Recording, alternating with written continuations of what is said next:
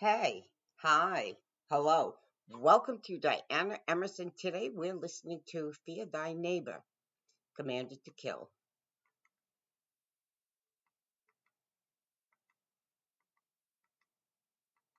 Fear thy neighbor. It was something new and fresh, and you loved it.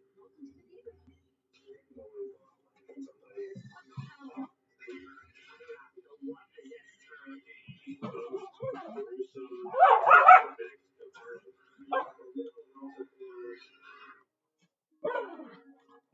Okay, everybody out. Come on. A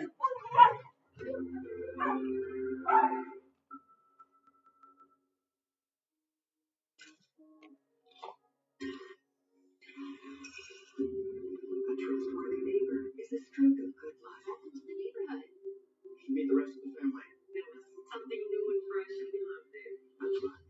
You quickly meet the first.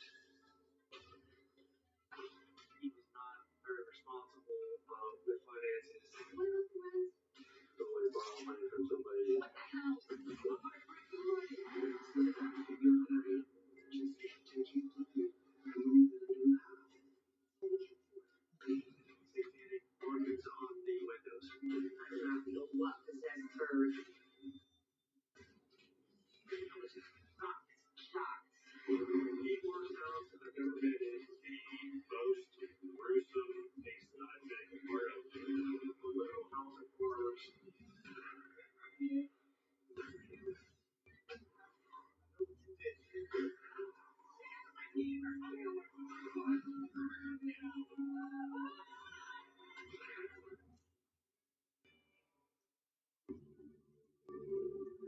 Far from busy Orlando, the sunny town of Deltona is a family community nestled in the peaceful Florida scrub. Deltona, Florida is a relatively large community built back in the 70s and 80s, mainly as a bedroom type community for the growing Orlando area.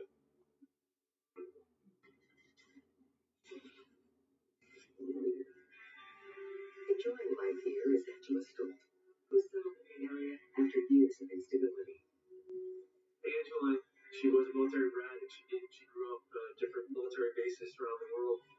She was in some very rough relationships before she ended up in Florida, for a bit.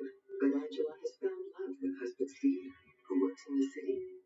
Angela's marriage to Steve was actually a happy one. Steven seemed alright, pretty normal. The wife and mother spends much of her time caring for her two teenagers from previous marriages. She had two kids, a boy and a girl. She also helps her elderly father, who resides nearby. Can I stay in front tonight? Sure. No, I didn't use the spray.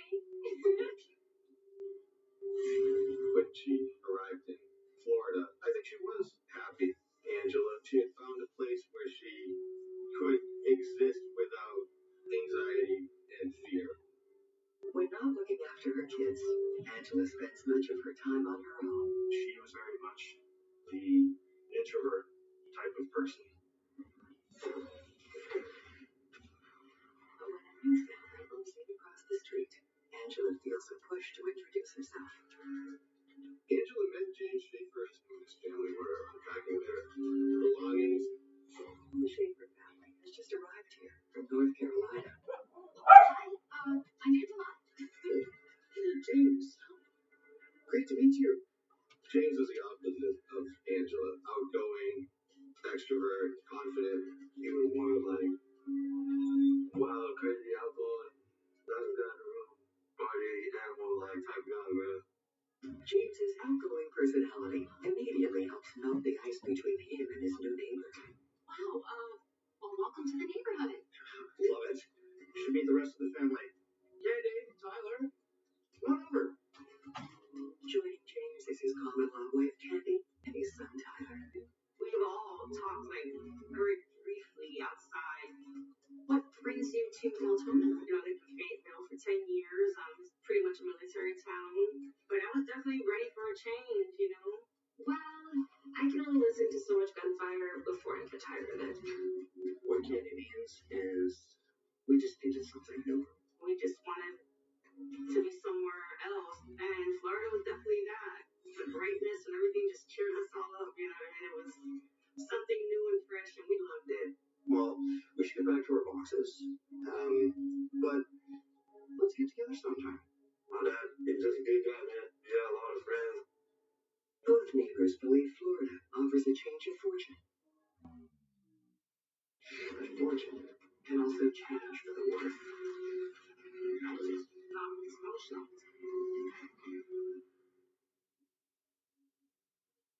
Who's hungry?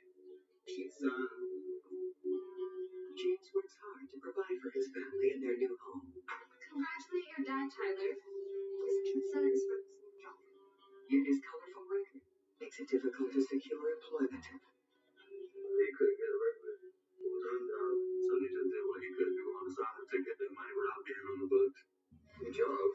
Yeah, that happened so fast. Oh, you know me, son. Gotta give me some of that good old Jimmy Jar. This man delivered pizza to convince these people to hire him under the table, and that was it. He was great for me, so yeah, he used to bring home pizza. Thanks to James' efforts, the Shapers live comfortably. He always made sure our rent's paid and we had food all the time.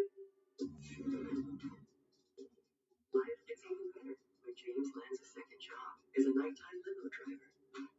He liked doing the limos. It was cool. He was just like a people person. Now that's where I felt like he shined the best. James' new occupation means more income for his dependents, but it comes with a catch. Can you give him a tip?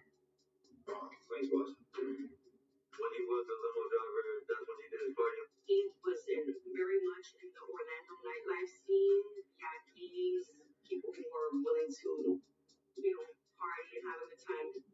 James enjoys his exciting new lifestyle. Damn kids. Except for how it clashes with his home life. That was where his lifestyle was really at work. That's when he was at home. That's where going to be a father, a husband. The husband and father maintain sobriety at home, but the night shift takes its toll. Working third shift alone is hard on the body and mind. Damn it. It was go to sleep, wake up, and go to work. You're at odds with everybody else in your life. The exhausted family man needs an outlet. There aren't a lot of people awake at 3 in the morning, so when James got home one night, he decided to wander next door and spend time with his neighbor. Hey. I saw you while here. I just wondered if you wanted to hang.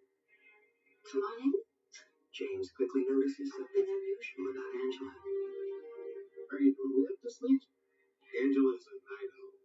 She sleeps all day and she's up all night. As long as the TV's low, the kids are not, they sleep right through it. You must drink a lot of coffee. Do you want some coffee? I'm sorry I don't make anything stronger. It's funny you should mention that. James has found a way to relax, and Angela is happy to go along for the ride. Companionship was something I was lacking in Angela's life. Her being reclusive, she had withdrawn from everybody except for her family. She just, friend of them. Now, whenever the driver works late, he stops at his neighbor's around home. Angela and James having a drink at her house was not something out of the ordinary. Yet he keeps his new routine a secret. You should bring candy over some night. I don't think that's going to happen. It's hard to say why James withheld from his family his interactions with Angela. It could have been that he was drinking significant amounts of alcohol.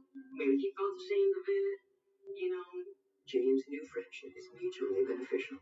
But between his late nights with Angela and drinking on the job, the house of cards he's built is a shaky one. And soon, he racks up a massive credit card bill from his nocturnal habits. Sometimes being in the nightlife maybe got the better of him. He spent more money than he should have, $200 on liquor. Are you kidding me? Come on, it's not that bad. We still even have money for groceries. James, what about the rent? We had several arguments because of finances. What about water, gas? My disability checks won't cover everything, Jim. I received SSI because I have several sicknesses. He was more of the provider, yeah. It's up to James alone to pull himself out of his financial hole. I will fix this. You better. To buffer his income, James successfully applies for monthly Social Security payments. Yeah, this is James Schaefer calling about claim 348, please. However, his hopes are soon dashed. Wait, what? His credit was bad enough that he couldn't open the type of bank account that he needed to have those funds deposited in. He needs someone to co-sign his account, and Candy isn't an option. They wouldn't allow somebody who is on disability to be someone else's payee. With nowhere else to turn, the family man makes a desperate move. Hey, what's going on, buddy? I got a little bit of a tight spot with my bank, and if you're kind of okay.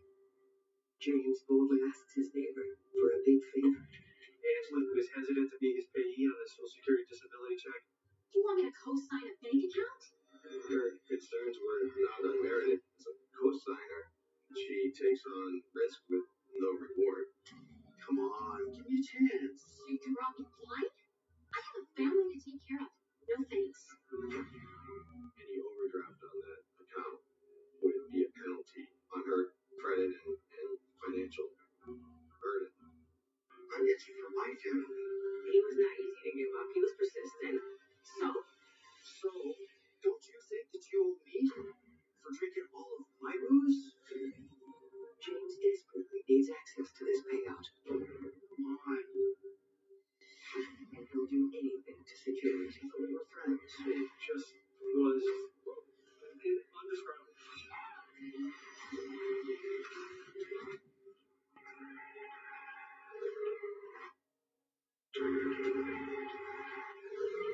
There was definitely extra stress put upon James. He was a sole breadwinner. That was just his personality, that if he saw that he could get advantage, that he would do so. Soon after their blowout, James attempts to reconcile with Angela. I went too far. I'm sorry. He was smooth. You know what I mean? He definitely had the gift of gab. I know what I did was wrong. But if you give me another chance, it will never happen again. Lucky for him, his neighbor is in a forgiving mood. Okay, we're cool. I think Angela had somebody in James that she was comfortable talking with and interacting with. But while their friendship recovers, she finds herself a single mother once more. Angela woke up and Steve was gone. He moved out and was never heard from again. The incident triggers the PTSD caused by her prior bad relationships. Angela had a number of psychological problems. Before Steve left, his departure exacerbated those tenfold. Angela. She became inert, unable to perform the self-care that was needed to keep her home clean, keep herself clean, keep her kids in order. She was just very to herself and weird and everything. She fell apart. Here, eat up. Angela is barely able to care for herself and struggles to put food on the table. Angela was struggling financially at that time, raising children as a single mother on a fixed income. It must have been incalculably harder. Is this dinner? That's all we can afford. So stop complaining. We're eating boiled potatoes in a can. Like, does it for dinner? You know what I mean? Sorry, got new TV. Cable didn't make the cut. Angela's new circumstances give James an angle to incentivize his neighbor. Well, if you need help, I still need help with my bank account. How do you mean? He once again implores her to co-sign an account. This time, with an added benefit. I cut you a payment every time. In exchange for being a guarantor on his account, he would give her $150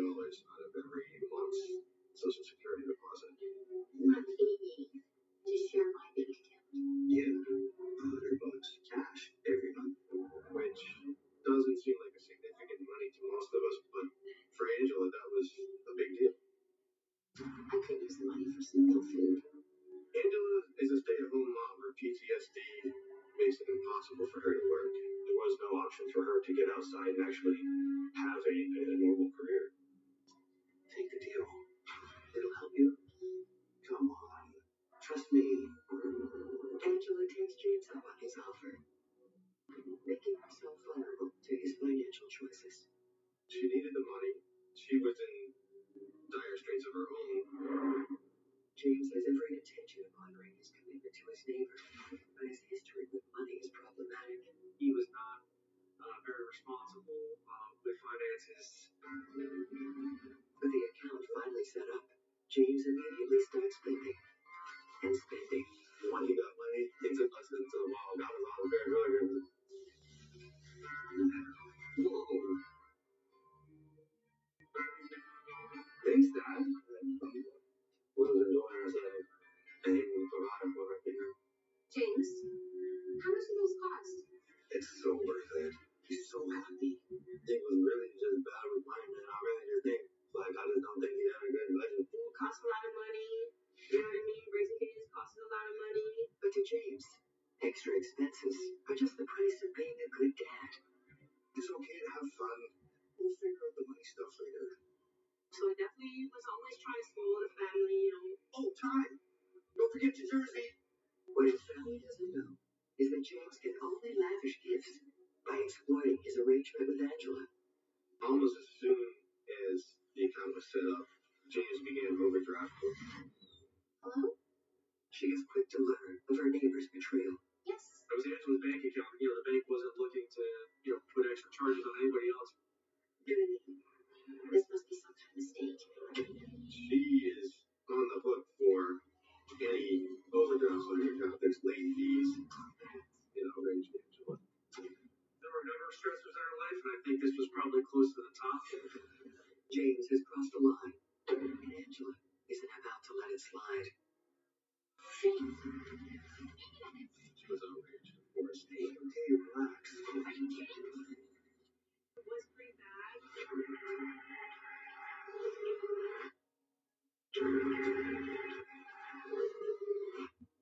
I don't think he had any kind of ill intent towards Angela. You overdrafted my bank account. What the hell? Angela certainly believed that James was taking advantage of her goodwill. James readily owns up to his mistakes. I'm sorry. That was just his personality, that he just manages money poorly. You should be sorry. How could you be so irresponsible? You're right. I just wasn't thinking. He was literally the kind of guy that was all over the place with both personal relationships and personal finances. The family man is desperate to make things right. Listen, I'll pay you back, I swear. Just give me 5 days. Okay. Without savings of her own, Angela has no choice but to take her neighbor at his word. Angela didn't have a lot of money. It seemed like they didn't celebrate any holidays or birthdays or anything. You'll pay it all back. Even with interest, yes. Fine. Oh, thank God. But I won't forget. I don't know what in the world she was thinking, but clearly she must have been upset. James makes good on his promise to pay Angela back. But soon, the hustler hits his latest snag.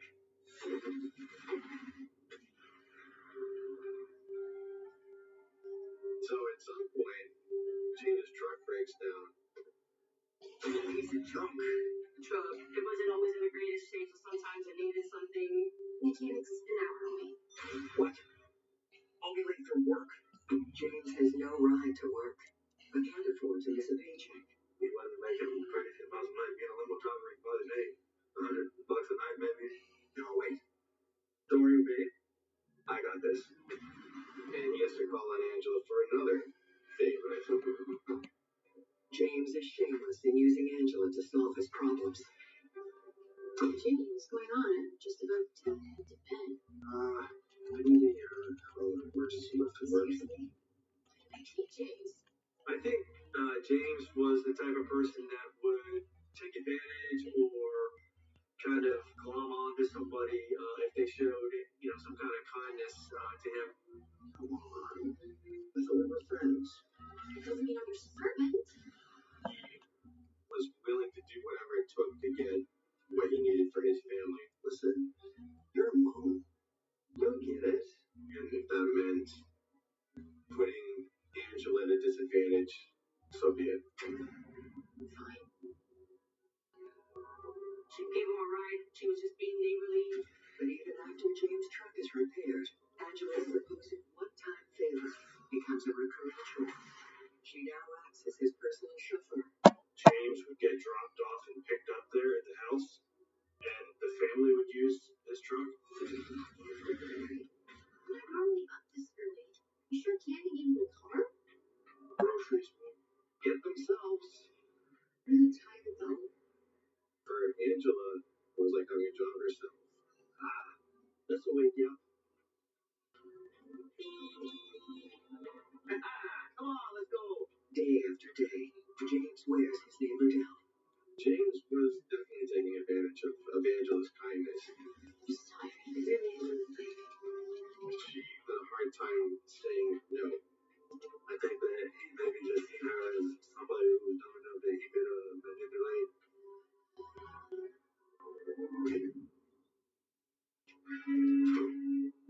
Yet James' financial scheming is finally catching up. So his bills were one thing, but his loans were another thing. Hey, Apparently, Angela isn't the only person James relies on to supplement his income. Sometimes you get a loan and you go down that wormhole. So you gotta keep getting loans. He must find more money, and fast. If they're getting any loans, and then he just got buried in it. Angela's bank account is James' last resort. James, what's the meaning of this? Okay, relax. Are you kidding? You withdrew thousands of dollars. Angela, she complained that at least several occasions that James overdrew the bank account. Not to mention my interest, my overdraft fees was pretty bad. He did spend a lot of money. Hey, I paid you back before, and I'll do it again. End of story. Be back here, James. $40?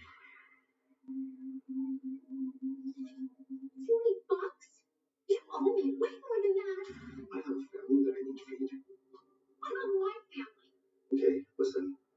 I know I messed up, but I always pay you back, right? Sure, I guess. This became a cycle where he would overdraw and then he'd pay it back, resulting in a number of arguments and disagreements between the two of them.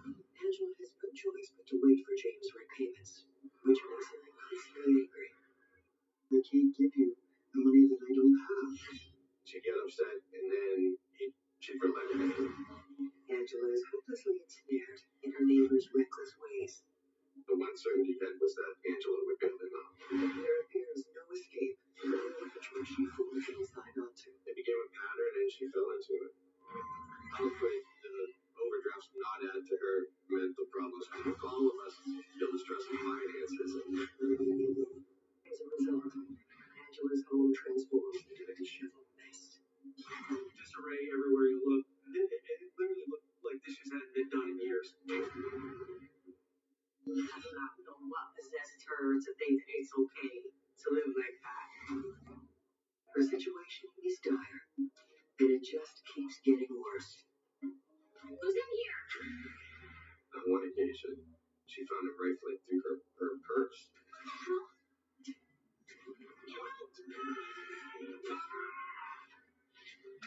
This was certainly a case for the ages.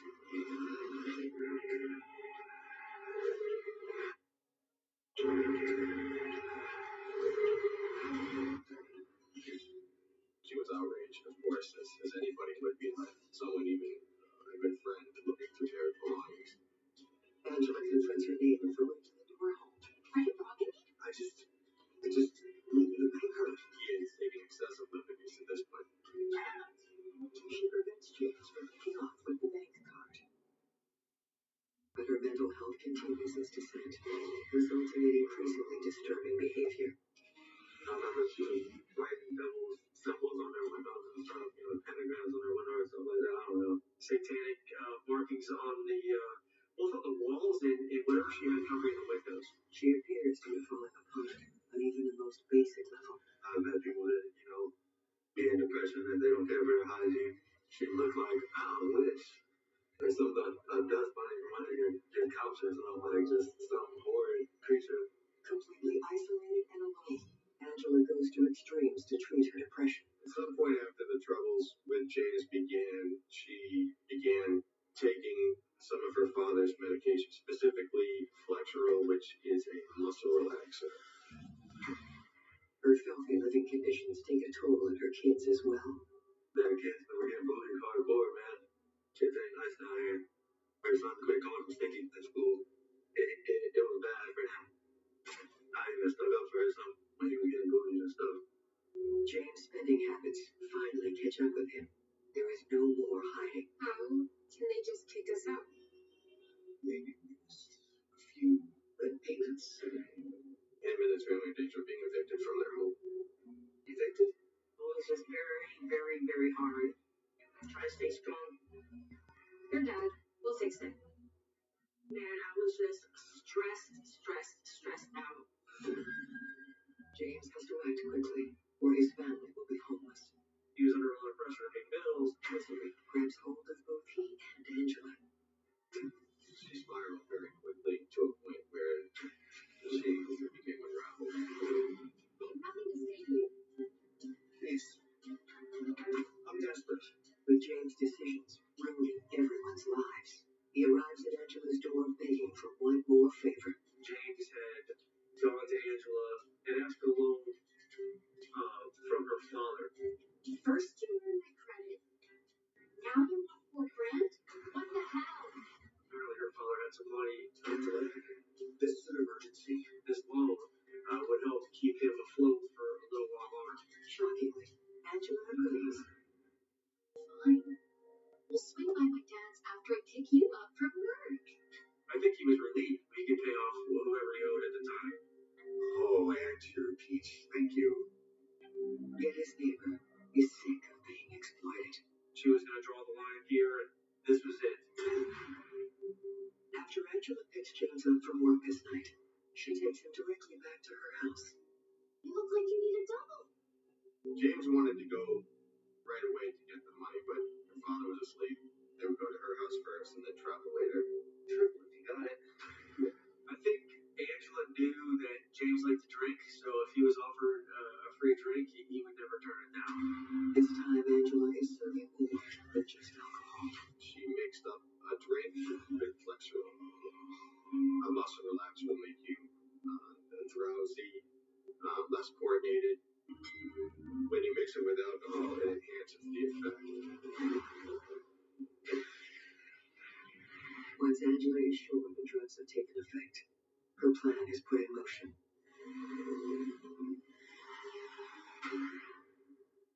Time to go for a drive. Angela drives him where he thinks they're going to her father's house, but she ends up taking him to a remote cemetery. And she has a surprise in store. This doesn't look like your dad's place. This is not. I'm gonna give you a taste of your own medicine. She concocted this idea that she would tell him that her father was going to give him the loan, only to tell him at the last minute, no. You tricked me. How does it feel being lied to? She was just fed up. She was angry with all his lies. She was just sick of Jimmy's lies, and this was it. Angela thinks she's had a last laugh, but her neighbor is breaking She said that he swore at her, threatened to kill her, attacked her, said that he was going to kill her family as well. He had a temper no better than anyone else walking his earth. According to Angela, James quickly gets the upper hand. She claimed that James was choking her. She wailed about seeking some way to defend herself. She reached into the back seat and grabbed an ice pick.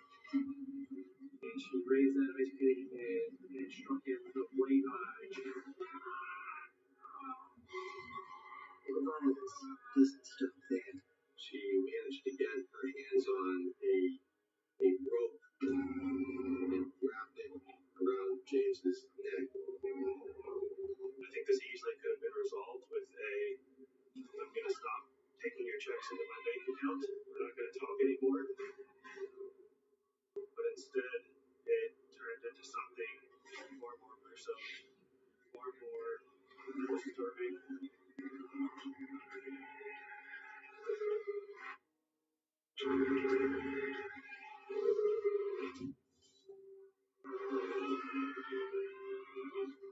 As James was struggling with his ice pick in his eye, Angela was somehow able to choke. She choked him and came out on top. The struggle has come to an end. But Angela still isn't convinced her neighbor is truly gone. After choking James with a rope, Angela said that she wasn't sure if he was dead, so she took the ice pick out of his right eye and jabbed it into his left ear. When he didn't move, then she knew that he was dead. The next morning, the Schaefer family awakens to find that James never returned from work. When I woke up early that morning, I'm like, he's not here. He was supposed to be here last night. Did he not come home last night? No. And he didn't call. That's not like him.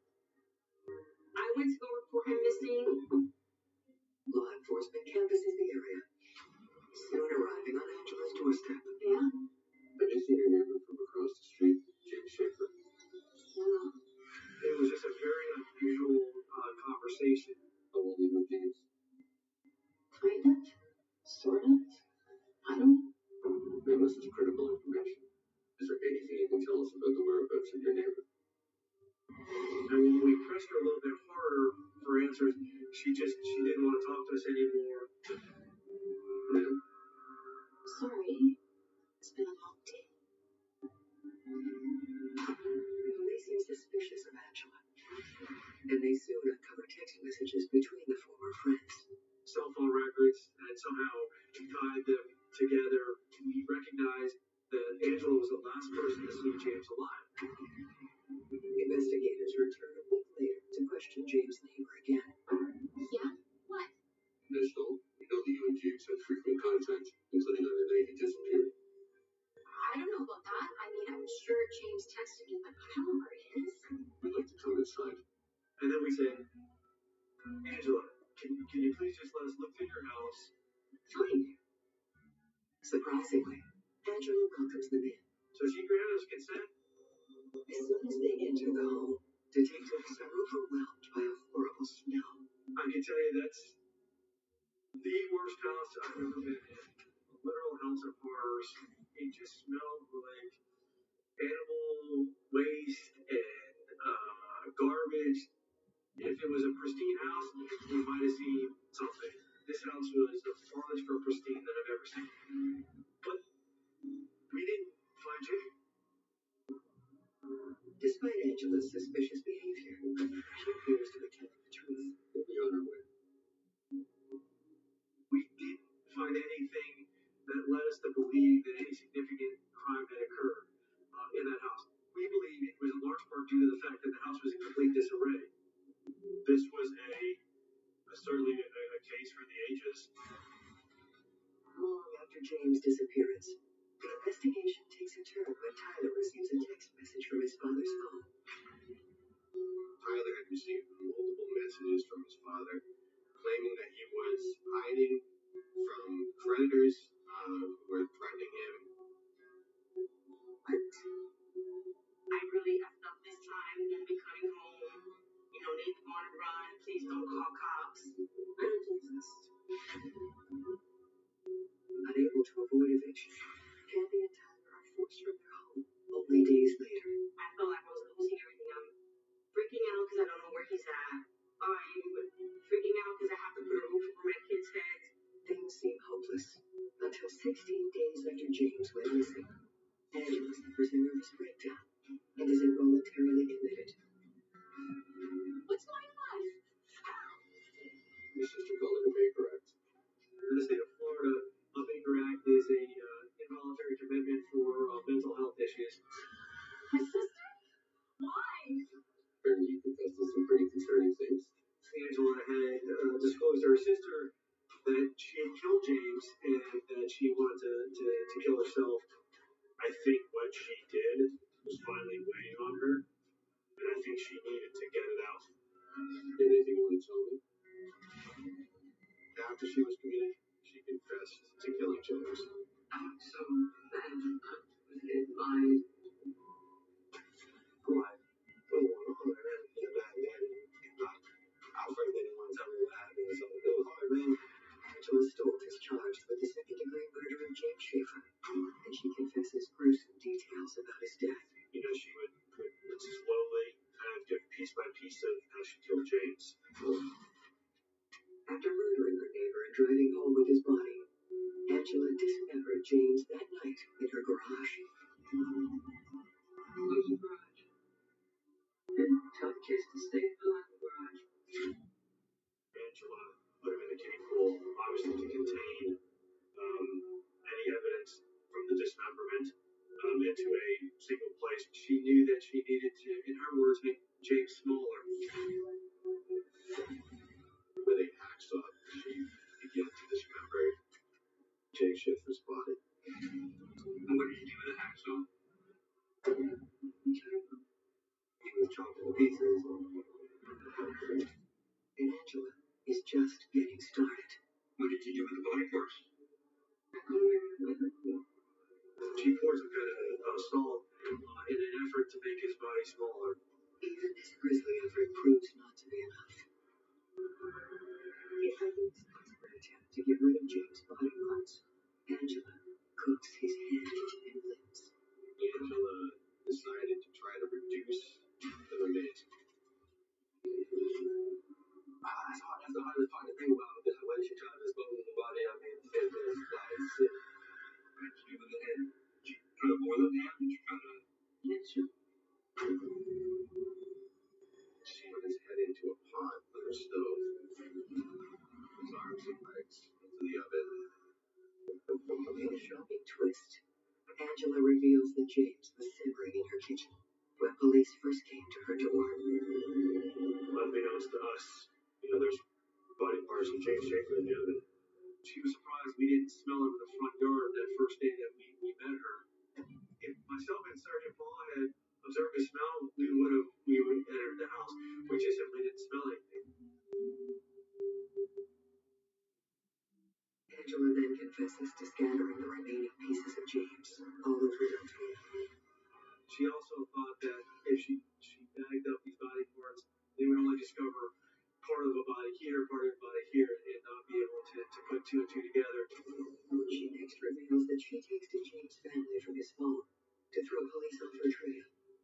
Angela took James' phone and at times would go to where she hid the phone. This is still a missing persons case, and we can get some sort of confirmation that James is alive. Maybe we back down a little bit in our searches, but obviously that was not the case. During her trial, Angela claimed she only meant to drug and trap her as a prank, and was forced to act in self-defense when things went wrong. One of Angela's kind of rationalizations or justifications was that this was just an April Fool's Day young man. And then that's when I turned to him and said, "That's going to be like this, right?" His reaction. His reaction was, "What?" And I'm telling him, I said, "My dad's not going to give you any money. I'm not going to give you any money." And that's when he gets irate. He's like, you bitch, I'm going to kill you. But the prosecution offers a different story. In my opinion, I believe that Angela Stolt planned and carried out the murder of James Schaefer 100%. The DA argues that Angela planned to kill James and keep his social security checks for herself. From the prosecutor's point of view, this case came down to money and that she could acquire from James's Social Security.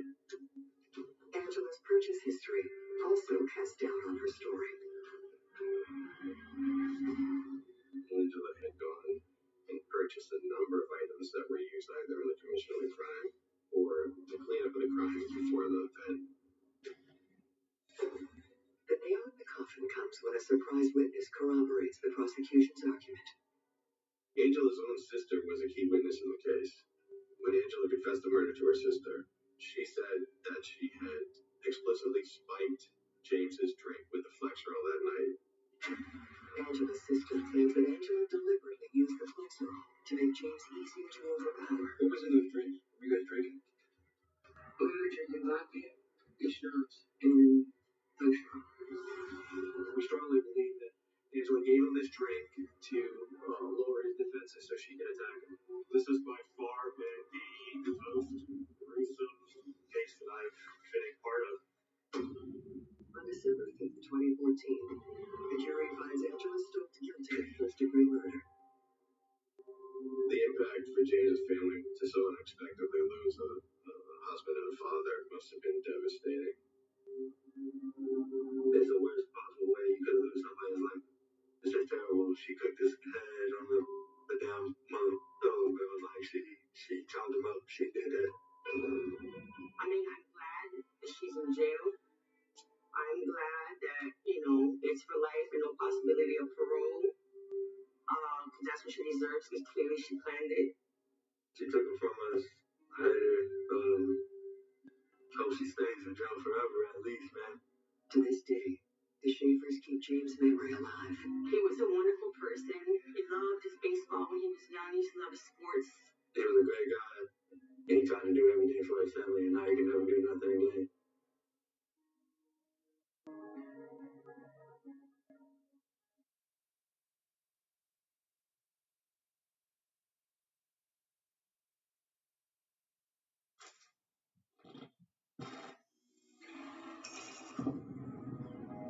The weather is the best, the people are the best. When your neighborhood is a coveted slice of paradise, This is a life in America. some who live here don't want to share it. You have no business living here. We do. Everybody eventually became scared of him. And everyone becomes the enemy. We're done. When you have that level of fear/concern, that takes an emotional toll on you. I thought when I saw this, okay, that this is not good. This is not going to end well. And then all hell broke loose. That was all charged. We're going to put this in here.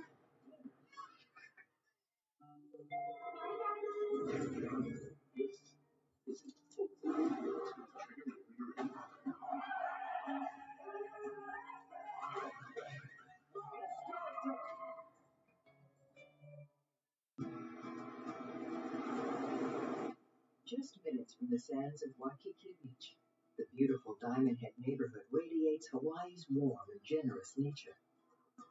It's like paradise, everyone's happy because it's full of blue skies and we're right by the ocean. In Hawaii, there is the aloha spirit. Everyone will care for each other. The community spirit is really nice. When you walk down the street, you always see someone you know. You're always invited for a cocktail on the side. We're very, very close. It's a place that you really love to be in.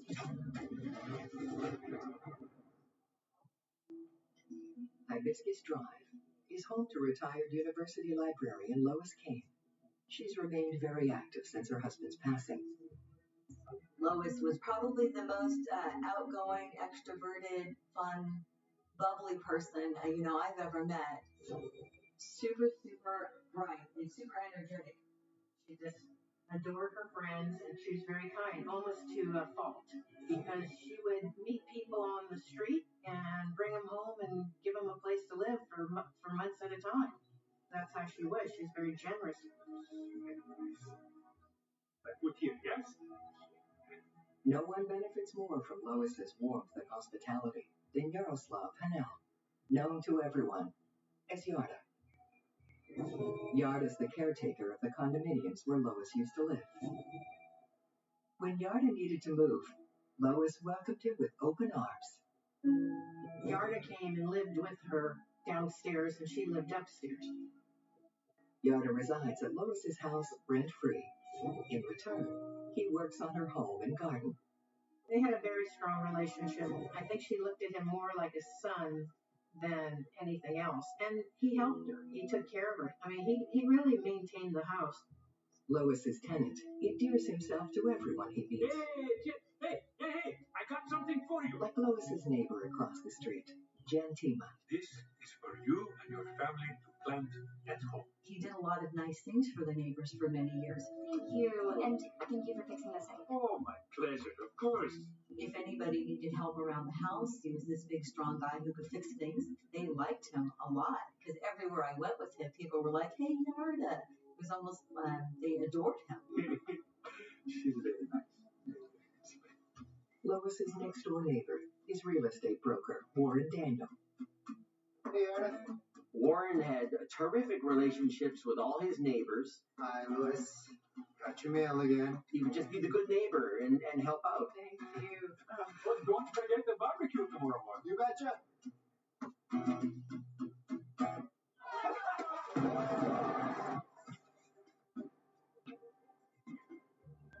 When Diamond Head neighbors aren't helping out, they're hanging out. Photograph?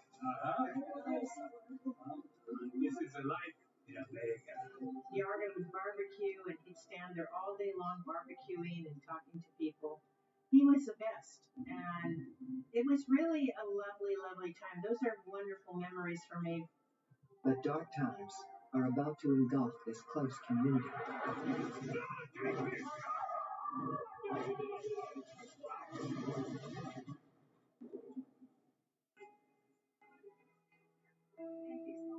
Chiropractor Janice Morrow, one of Lois's longtime friends, is staying with her while on vacation from Los Angeles. Cheers! I want to get selfie. Every break, pretty much, I went back and I stayed with her for 2 to 3 weeks at a time. Say cheese. Cheese. Cheese. Janice looked at Lois like a second mom. Let's go see Yarda. Yeah, I want a hot dog this time. Yarda! Hello. Thank you. Awesome. Thank you very You're much. looking good. I want a picture. No picture. Come on, just No one. photo.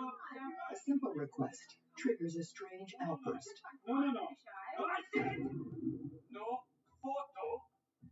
I meant it.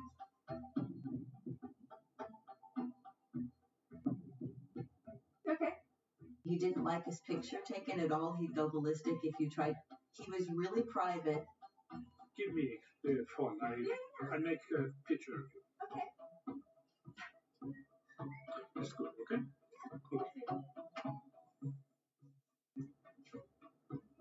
What's wrong with him? I've never seen him like this.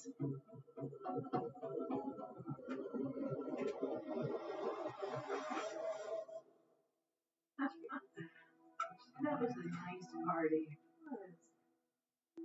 I salute you, Yarda, king of the grill. Thank you very much. Yarda, I said no smoking. Put it away. I'm sorry. Even here in paradise, things can suddenly fall apart. Hello. Lois's mother got sick. She was in her 90s. What hospital is she in? And as she was progressively getting worse, Lois's mother lives in San Diego.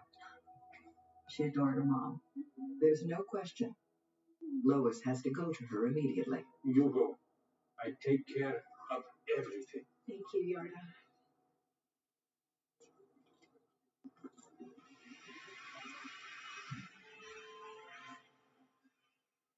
She flies back to the mainland with no idea how long she'll be gone. So Lois moved to San Diego. I think she expected to be there about 6 months to a year.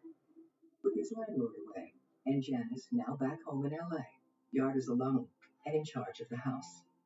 She liked knowing that he was there because he could, take care of the yard, send her mail, or if anything came up, he could just take care of it. As months go by, Yarda's caretaking begins to extend beyond the house to the entire neighborhood.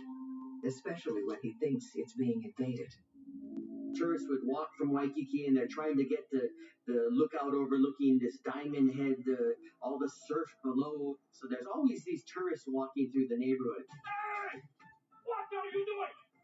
In Yarda's mind, I believe he visualized himself as the neighborhood watchman who was going to protect the entire neighborhood from strangers No!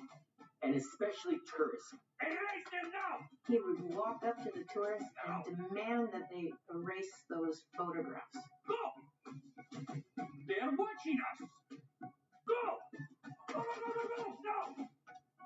Friend and close neighbor Stephanie Sophos tries to help. Is everything okay, Yarda? I said, why are you doing that? They're not hurting you. Why are you doing that? Yarda gives an alarming answer. He said, they're KGB. They're following me. They're watching me. The KGB is watching every move I make. Yarda, they're just tourists. To the residents of Diamond Head, the notion of KGB spies is absurd. But Yarda has a dramatic history. You have to understand Yarda in that he was born in the Czech Republic and he went into the Czech army. He didn't want to be in the communist country anymore and he escaped. And he went to Germany and asked for asylum to America.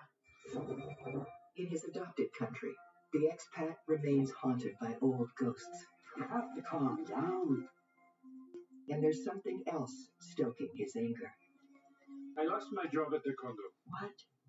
Oh, I'm so sorry. He was fired from that job because he got very gruff with a couple of owners. He was very rude. He was just rah, rah, rah, rah, rah. He would just bark to them in his rough English, and people didn't like that, and they fired him. The KGB is behind this too. I know it. There's no way to convince Yarda he's not being monitored.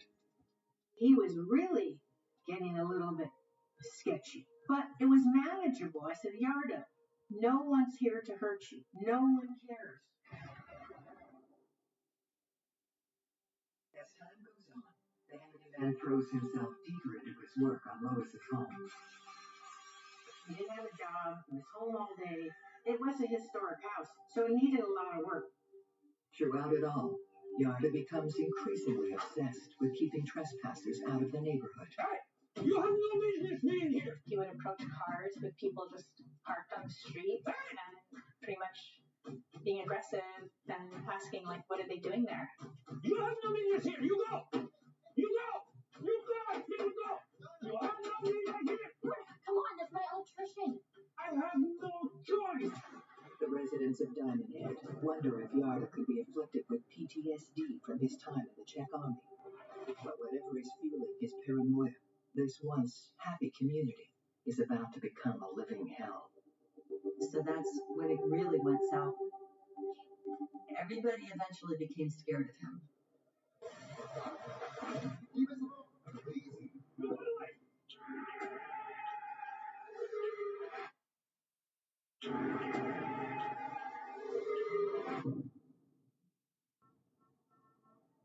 With Lois Kane far from her Honolulu home, Yarda Hanel's paranoia grows more intense.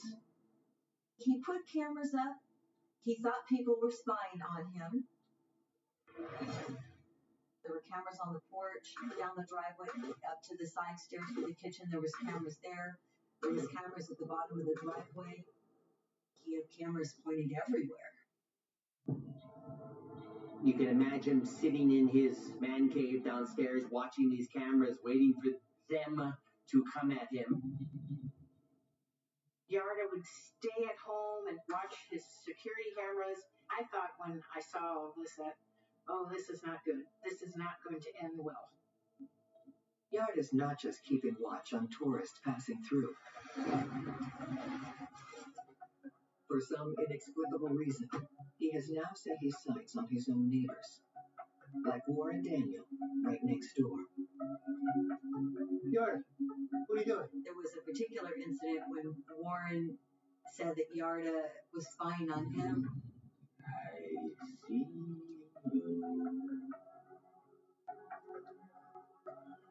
Their houses were super close, so if I was Warren, I wouldn't want all these cameras pointed at me.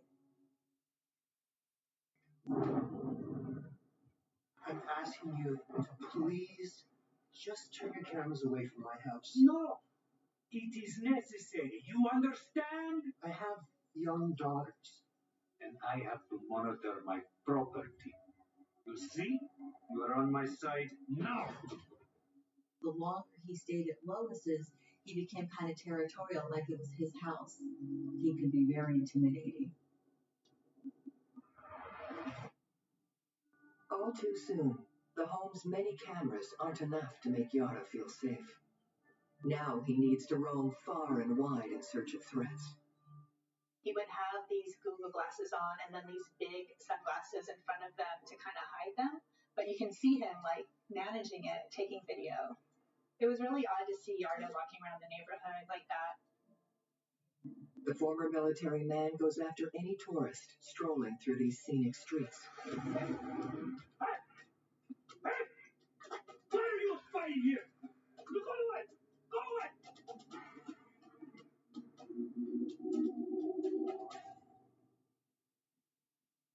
And he keeps building up his arsenal of gadgets. And it'd be crazy. He'd have his GoPro either clipped to his shirt or a little mount on his hat or carrying it. He'd always have cameras on.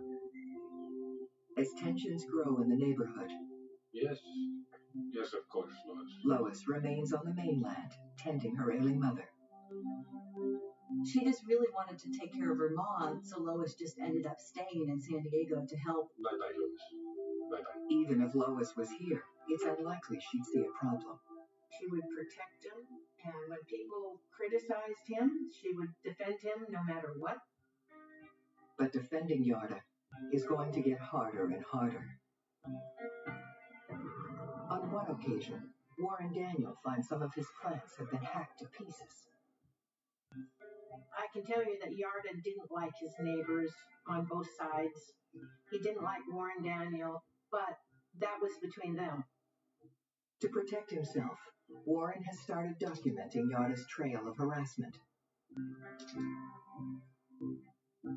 But that turns out to be like throwing a match on gasoline.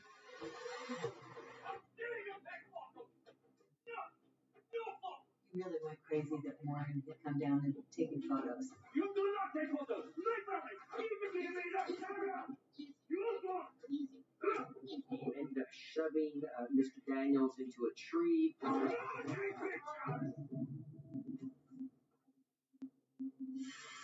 The neighborhood eccentric has just crossed a line. Yaroslav Hanel is charged with third-degree assault.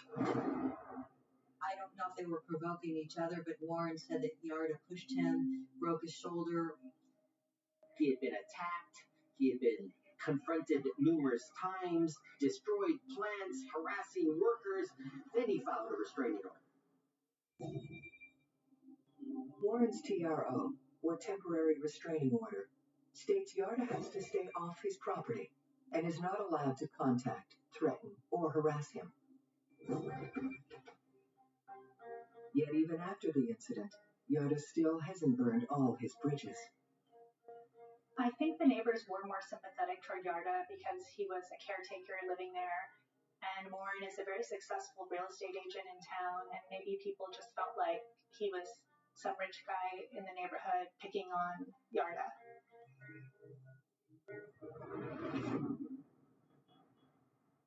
Still in San Diego, Lois does not intervene. She did feel bad for the neighbors, that they were having to deal with all this. But here she is taking care of her mom. I think it was just so overwhelming for her. Eventually, the assault charges against Yarda are dismissed. Everyone has to keep living side by side. Come get the ball! When Yarda brings new friend Butch into his life, neighbors hope he'll finally calm down. He would go from morning to evening with that dog. They would play in the park, they'd be on the beach, they did everything together. With Butch in the picture, Yarda seems happier than he has in ages. But he doesn't forget the neighbor who filed a restraining order against him. All of a sudden, there's Yarda with his dog running right up to them. He'd throw the ball right by these people, so the dog would run right up to them. Yarda, leave us alone, please.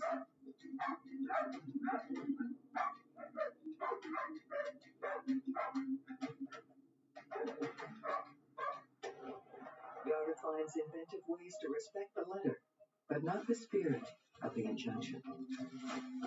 One of the most egregious examples of Mr. Hanel's fixation on just harassing Mr. Daniels was he had this little platform and he put a barbecue on top of it and filled that barbecue with wet leaves and lighter fluid and would light it so that this billowing smoke would just come into the Daniels house, the property, and everything else.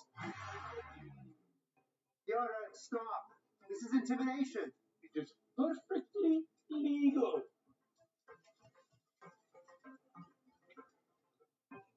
So that's just one example of the kind of thing we had to go back to court for.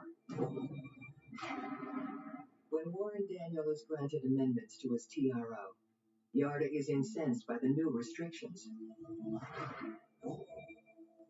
And the judge basically said, you can't do this smoke. The dog must be under leash. Security cameras cannot be pointed at Warren's house, and then he cannot be filming with his own GoPro in the area in front of the houses. Yarda keeps his distance from Warren and finds a new obsession in the neighborhood. Rebecca Atkinson.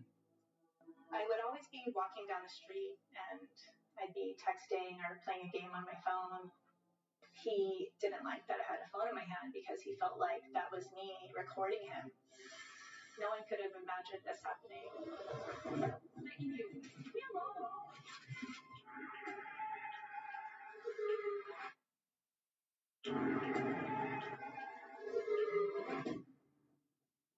Rebecca Atkinson lives down the street from Yarda Hanel, but for reasons unknown, he suddenly considers her a security threat. Becca's been there for about 20 years, as long as I have, and she was being watched by him. You were taking photos of my house. Why? I didn't. Can you stop, please? No, I'll call the police. I don't care. I am not breaking the law. So he just started videoing and taking pictures, and he started to put the camera right in front of my face. And Jen, who lives across the street, saw him, and she called out, Yarda, what are you doing? She's your neighbor. Yarda, hey, Rebecca lives here. Yarda, put that down, now. She is KGB. She's watching my house. No, she's not. Yes, she is. Yarda, she lives here. No. Yarda, come on. I know this woman is KGB. Yarda. She's KGB. No.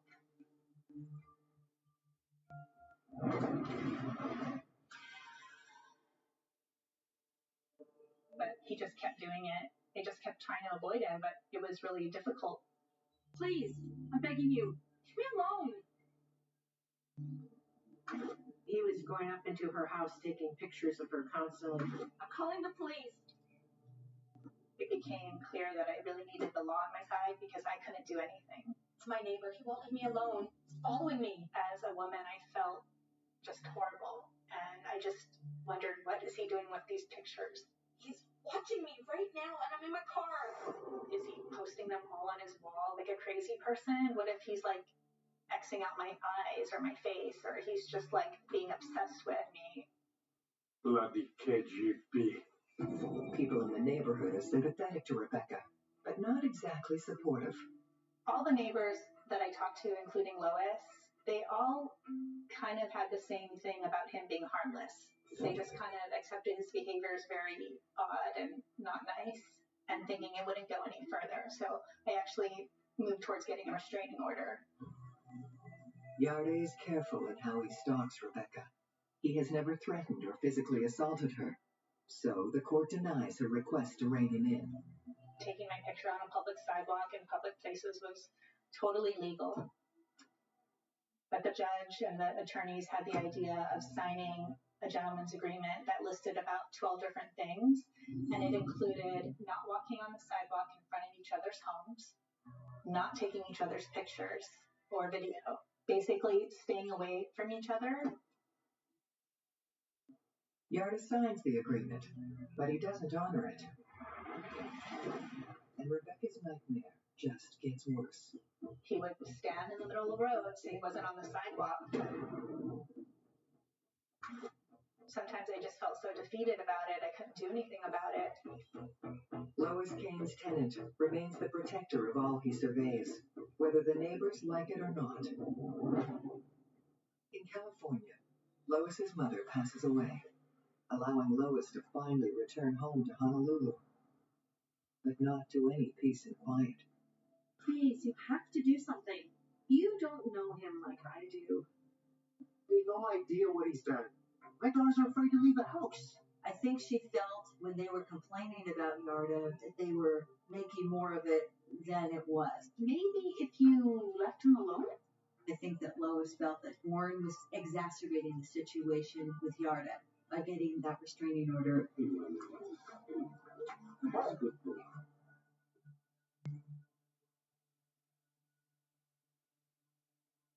The conflict is locked in stalemate. Then, Yarda is struck by tragedy. His beloved Butch dies.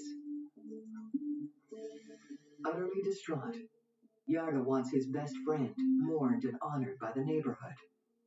He built the coffin for the dog, and he had the coffin and the dog on the front yard of the house so that people could go by and mourn his dog. That's how much he loved that dog. Some say losing Butch was the final straw for Yarda. Butch was the only thing keeping him in touch with reality. And after he died, he just went into solitude and darkness. And he got more and more dark. I'm sorry. I really am. Goodbye, my Butch. Then after the fourth day, he started to smell. And he wouldn't remove it, so Lois called the people who take animals, and they took the dog. In the midst of Yarda's loss, Janice Morrow makes one of her yearly visits from the mainland. He was such a good dog. You see? Yeah. Yeah. On this trip, Janice has more pressing concerns to discuss with her old friend. I wanted to ask you something. I was in a store that got robbed. I was held at gunpoint. I got scared and I started thinking maybe I should get a gun. And so I was asking him questions about guns. What kind of gun should I get? Maybe a shotgun. What do you think of this? Heavy. So he pulled out a few guns and he showed me he collected machetes. What do you think of this? And then he pulled out a grenade. I thought it was strange. I was like, is that real? Janice has no idea Yarda's stash of weapons is illegal. These guns were not registered. Under the restraining order, he was prohibited under federal law from having a weapon.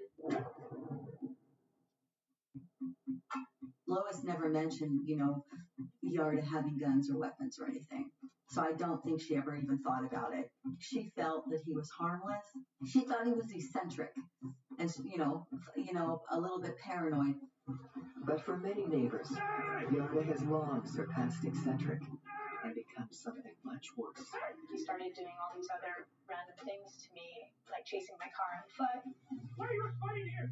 I never dreamed he would be this violent. We're done. You are going to high school?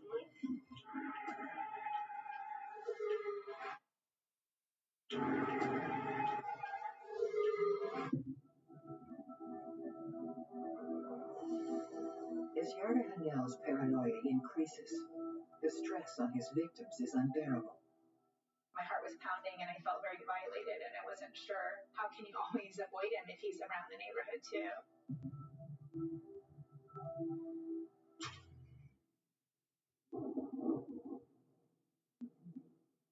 Warren couldn't even go check his mail without kind of walking a little side route there and peering around the corner to see if Yarda's hiding there. When you have that level of fear / concern / being freaked out by the strange man next door, where you can't get your mail without having a stressful occurrence every single time.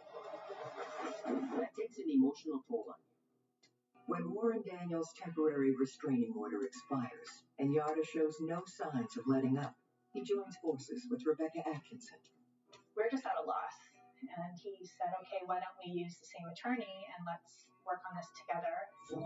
Warren and Rebecca submit new filings, and the court grants both new temporary restraining orders.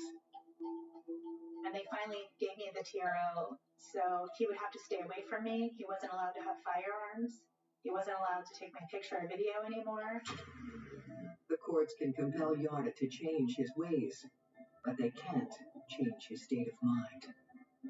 His behavior, if anything, just got more dark. He became more of a recluse. He just stayed in that house and he watched those cameras. And now, there's something else stirring up this toxic mix. Yarda had shoulder surgery for his rotator cuff, so he had a busted shoulder, and they were giving him painkillers. But he was also drinking. That's a bad combination, drinking and painkillers. You're in pain, you're drinking, you're giving some drugs, and you're angry. Did you call 911? I did. Lashing out at his enemies, Yarda makes a series of drunken 911 calls, complaining about the Daniel family. Over there. I just came from there. There's nobody there. Pardon me? I just came from there. There's nobody there. Jerry, we checked the area. You We did. went over there, we checked it, and it's fine. You are going to arrest me? So listen, No, well, go on. do not make it. You are drunk right now. You are completely drunk right now. You have broken the law. I broke their law. What kind of law? This is a 911, so we're going to cite you. He kept calling 911 over and over again. And at that point, they arrested him for obstructing justice. Once again, Lois rescues Yarda from trouble. Yet even this kind-hearted soul is starting to reach her limit.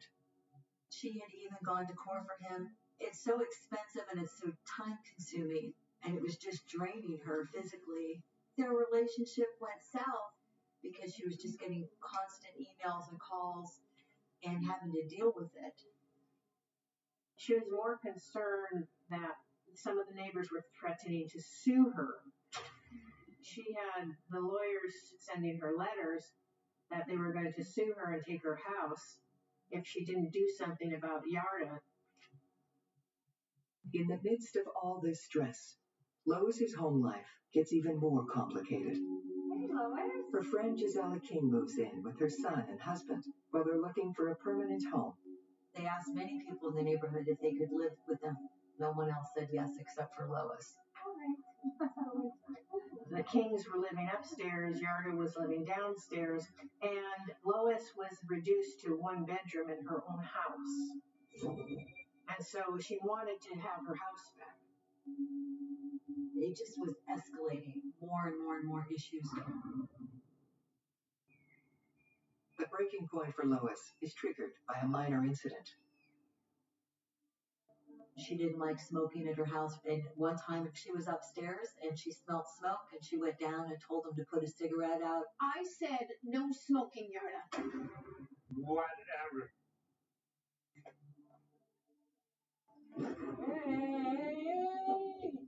And then he just got another one and lit up again, like, you're not telling me what to do, F you. And that's when she said, that's it, you're out of here.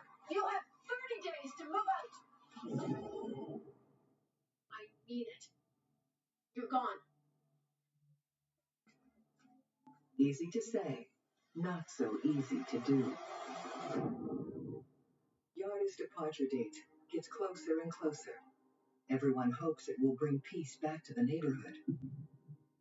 Everybody thought he was moving out because he had been moving boxes. So Lois really thought he was going to leave.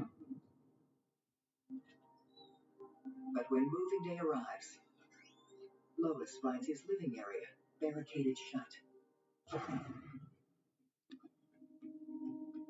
And he completely locked her out. So that just turned into a war. Yarda, Go away. I'm not leaving. I'll evict you. Do you want that? You want to kick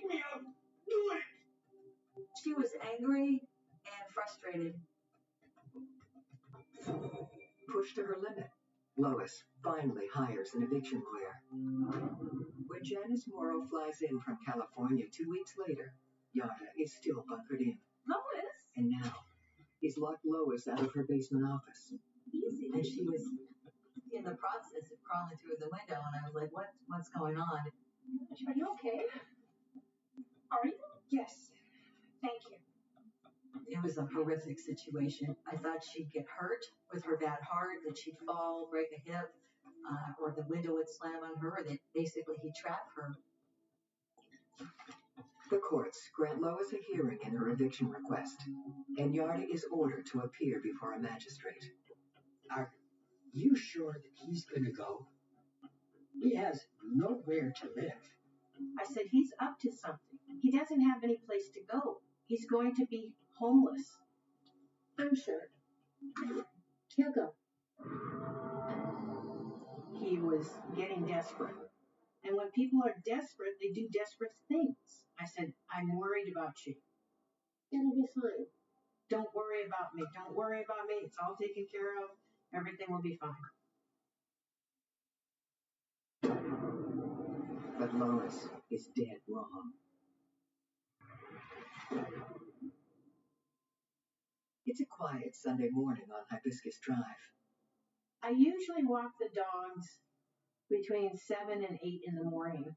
That particular day was so cool and it was so comfortable and the bed was so cozy, I just didn't want to get out of bed. I left the house at 8:30. I walked down to Waikiki, went to do yoga. As usual, Yarda is at his monitoring station, and Lois is at home. Yarda's barricade is gone, and she heads down to the basement. It probably was to do laundry. I mean, she had to do her laundry down there. This will prove to be a tragic mistake. Yarda? Yarda? Something snapped in Yarda. Something snapped.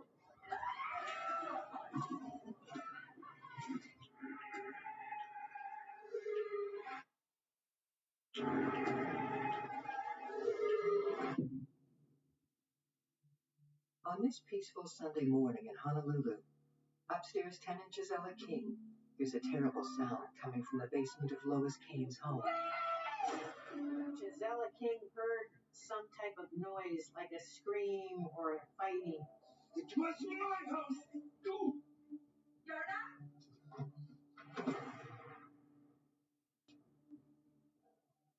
She just had a bad feeling. She turned around and she heard like a gasp or something. And she hears again, Lois? Gisela has no idea that Yarda Hanel has brutally attacked Lois, and he has no plans to stop. And then she stepped outside. She was 4 feet from the door, and she starts to call 911 on her phone.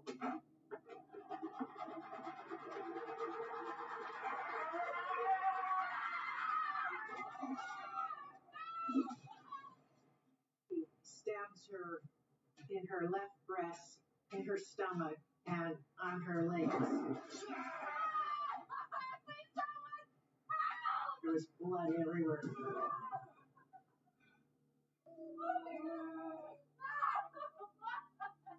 I'm here to help. Then, a lucky break. Ian Felix, an Army veteran, happens to be walking by. I saw Gisela was in the ground and she's bleeding. She had an injury in the head. It was a big gash.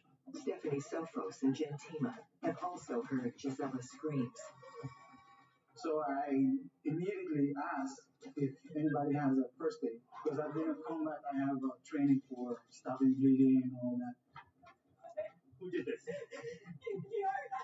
Where is he? Back inside, Yarda resumes his horrific assault on his friend and protector.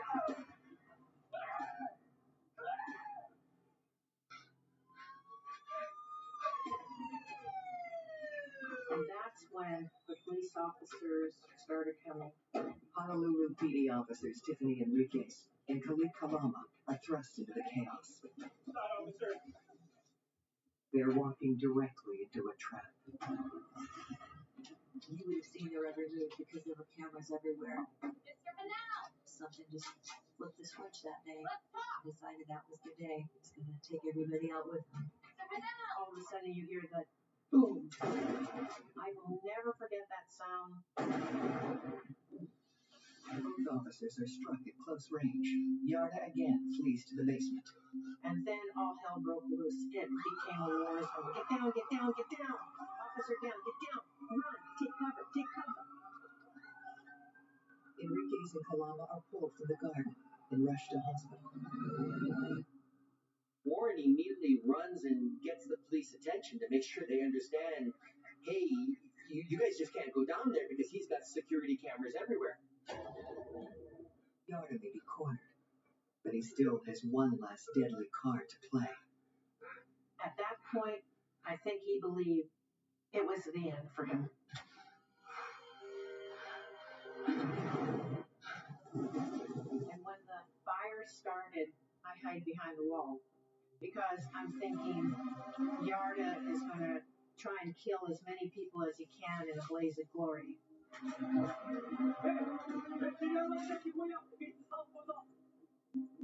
that left side of the house.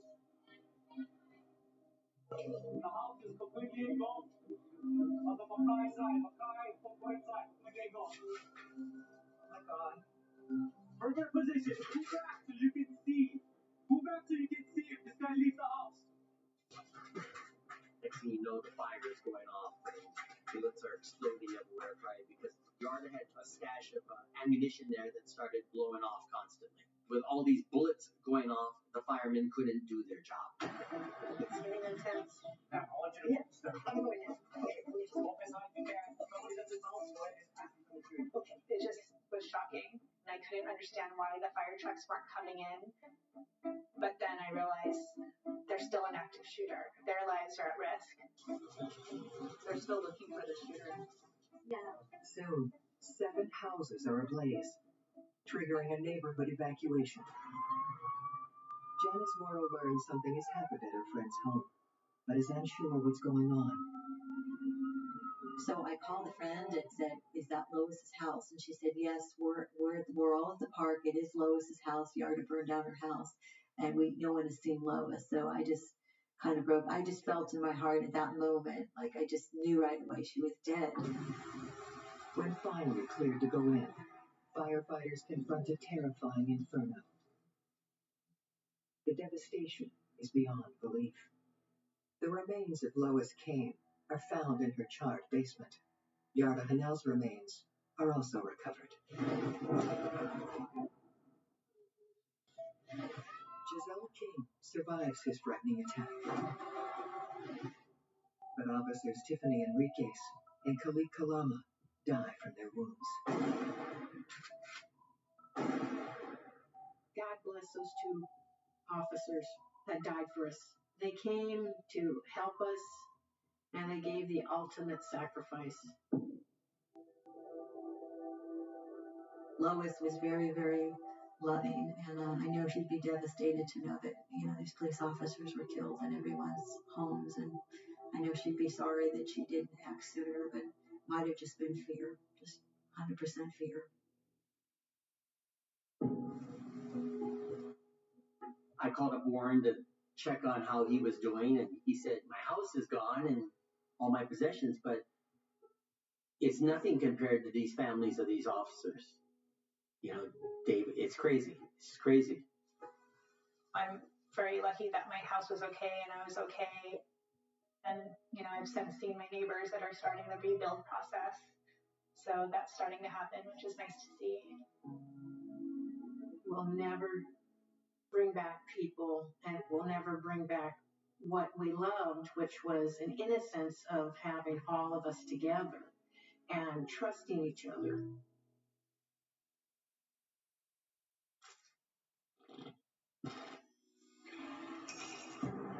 You can find the perfect place to settle. I love the house. Next to great neighbors. He seemed like he was a good guy, But first First impressions don't tell the whole story.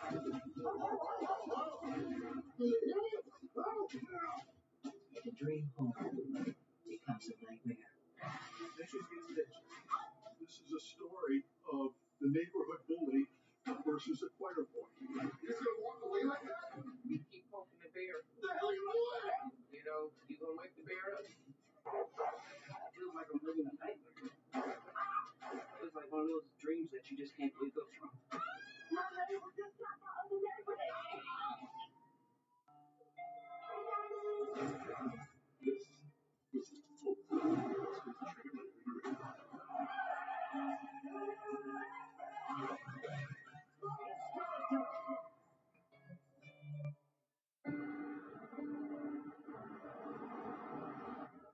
Detroit's up-and-coming Five Points neighborhood sits at an important cultural crossroads.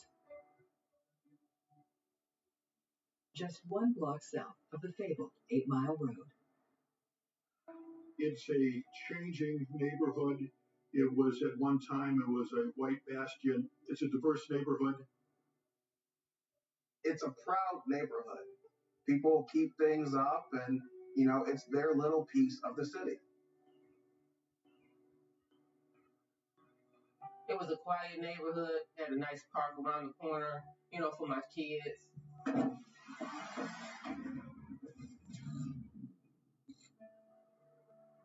It's a perfect setting for mechanic Mark Davidson. He works at a nearby auto body shop.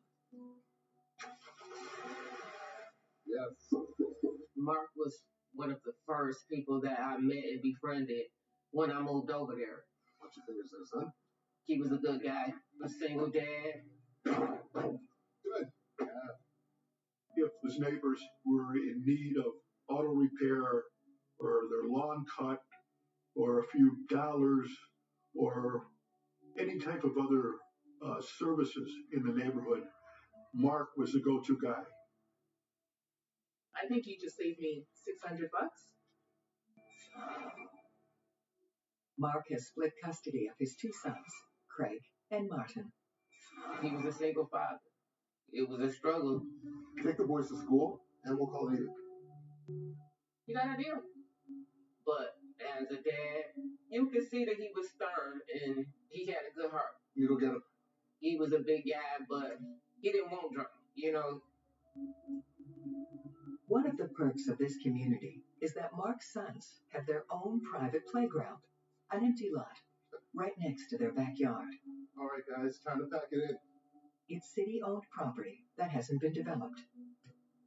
So the side lot is pretty common in Detroit. Either a home was torn down or there was never a home built for whatever reason. Hi. Hi, who are you? Your new neighbors. Charles Montgomery, known as Chaz, has just bought the house next door with his girlfriend, Carrie. It was a great stepping stone for me and my family. It was a 3-bedroom home, pretty good area. I wondered what you kids got up to. Hi, I'm Carrie. I see your kids already met. I love the house. And when I did meet Mark, he seemed real friendly. Charles, Mark. Charles is an insurance agent, but his true passion is music. Carrie looks after their daughters, Linda and Anna. They have just moved from the suburbs to be closer to Charles's family. But this is cool, though, eh? Yeah. It's like an extra backyard. The kids, they would play outside and stuff. They became friends. Yet all too soon, the good times come to a screeching halt.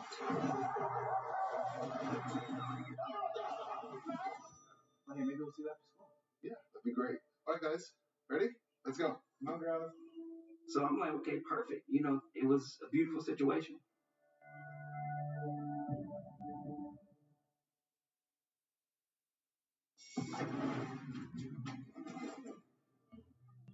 For now, life on the street is all smiles and sunshine.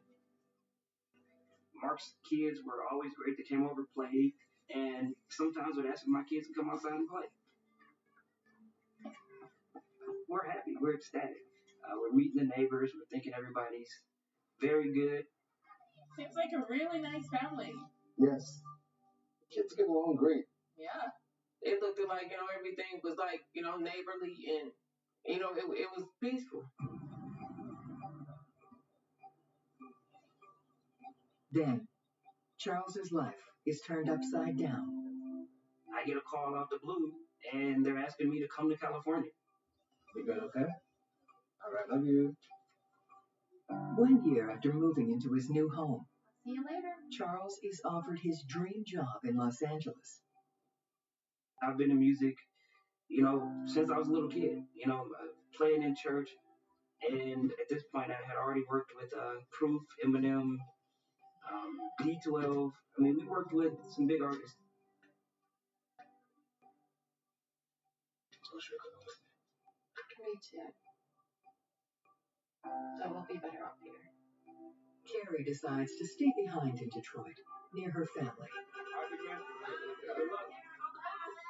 Of course, my girl was happy because she already knew how much I cared about music. She told me go. I would go.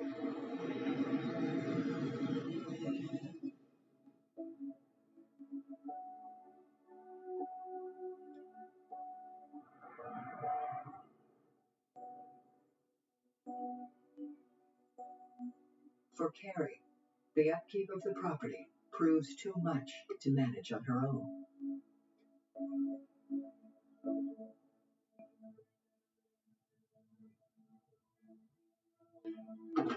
So she eventually takes the girls to stay with her mom Let's go, my darlings.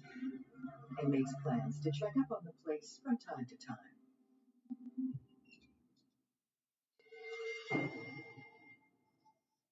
Next door, Mark faces his own issues. His auto body shop has run into trouble over a zoning issue. The city has shut it down. I think that was like real stressful for Mark to have to go through, something that he's trying the way to provide for his children. He needs a new place to do his work. And the solution might be right under his nose. Looks like they abandoned the place. So big, man. I understand Mark feeling that way too because it was like a ghost town. Hey, did you hear? Chaz has dropped his single with Future. Mark wonders if maybe Charles will never return from LA. Guess what movie doesn't start on anymore? He sees this neighbor leave town. All right, let's make the most of it. Let's make the most out of this property. It looks like he's found the perfect spot to revive his body shop. As long as no one's living there. But Mark's brilliant plan is about to go up in flames. 18 months after leaving for the West Coast, Charles is on his way home to stay. Feels good to be back. Despite his success in the music business, Charles recognizes he can't be in two cities at once. California, it was a fun time, but in the back of my mind, I still have this house. And as much as I love my music career, my family comes first. My girlfriend told me I needed to come back. There's a lot of stuff going on that needs my immediate attention with my family. Charles plans to step back into his insurance job and his house, just the way he left it. But there's an ugly surprise waiting for him.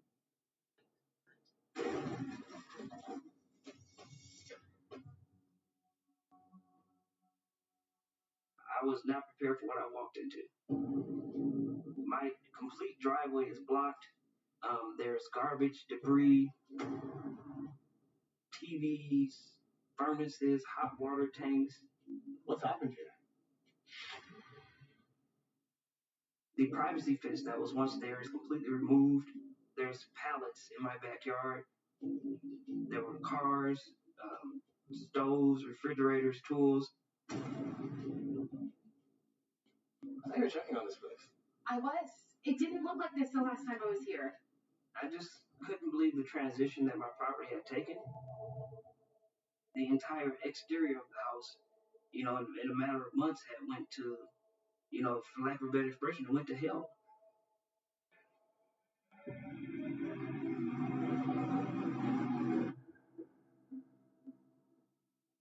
there's only one person in the neighborhood who could be responsible. You're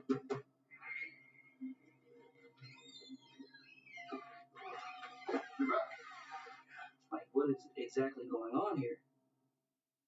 When Chaz returned from California, it appeared that Mark really took possession of the property. I can explain. I lost my shop. He had to get out, so he moved his operation to his home. Don't have anywhere else to go. He essentially said, I thought you weren't coming back. I thought the house was abandoned. I took it over.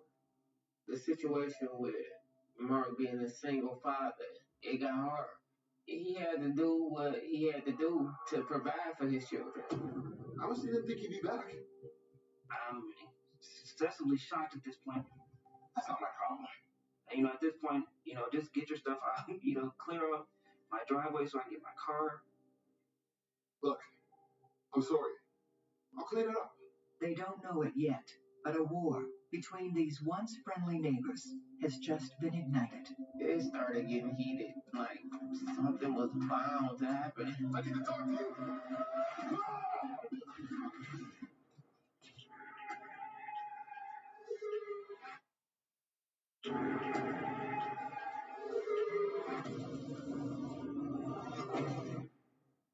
It looked like a junkyard. He told me it's going to take him a little while to do anything. All right. You've got 1 week. While Mark Davidson clears out the mountain of junk from their property, Charles and Carrie Montgomery go to stay with family. I think that was like real stressful for Mark, trying to deal with, a neighbor that just seemed like he just got it out for you. I leave, go to my parents' house. A couple of days later, it's still there. It took you a week to move the television? Leave, come back a third time. Like, this is ridiculous. I need a little bit more time. When days become weeks, that's not really a quick time frame. It builds the tension between two people. For you to keep hounding him, like, you was just being unreasonable due to the circumstances that it's impossible for Mark to be able to just move the cars and things like that. Finally, Mark contacts Charles to tell him the job is done. I'm thinking, okay, now I can finally start, moving forward with my plans. Look, we're here. We are home. Yay! But Mark didn't reveal the entire story. Oh my gosh.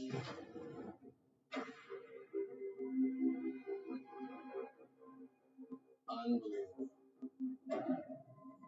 He's only cleared out the front of the property. The vacant lot and the backyard was still littered with wooden pallets with all types of garbage. So Chaz is able to move back in, but he's not able to use his own backyard. And soon, the family is confronted with something far more dangerous. Go, go, go, go, go!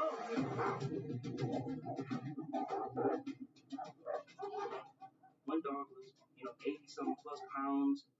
The dog doesn't just stop at my door. He comes, paws, and head in my window. The dogs would be roaming outside unleashed and were barking and growling. I was thinking, like, what am I supposed to do from here? So not only do you have the job, now you have these dogs to deal with. For a person who moved back for family reasons, that's not the best circumstance. What? What's the problem? That's quite the welcome party.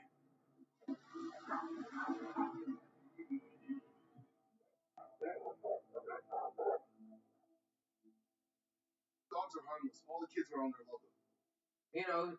Just have pit bulls do.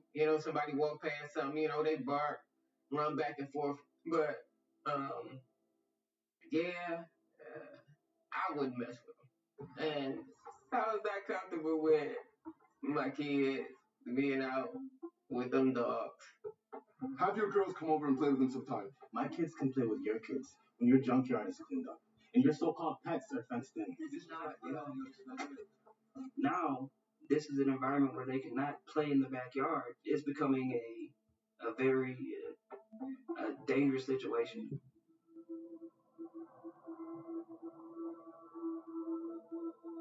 Even after night falls, there's no relief from his neighbor's torment.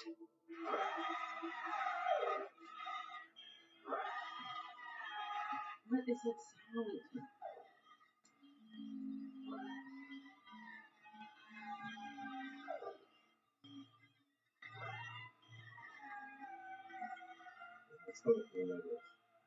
Early on, I had no idea what was going on next door. I'm thinking he's renovating. The only thing I know is that I'm losing sleep. It's just one more problem Charles has to deal with.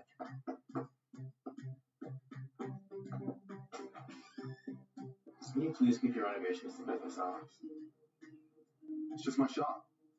Some guys prefer the night shift, okay? That doesn't work for my family. Hey, Mark comes up with a plan he thinks might work for everybody. let me make you a deal. Let me make you an offer. He eventually says, you should just sell me the house for $1,000. 1,000. Is that a joke? You want me to sell you a house where when the comps in this neighborhood are around 50,000 and we sell it to you for $1,000? I'll pay you cash. Private sale, no agent, no commission. And of course I declined. Maybe I'll go to 5.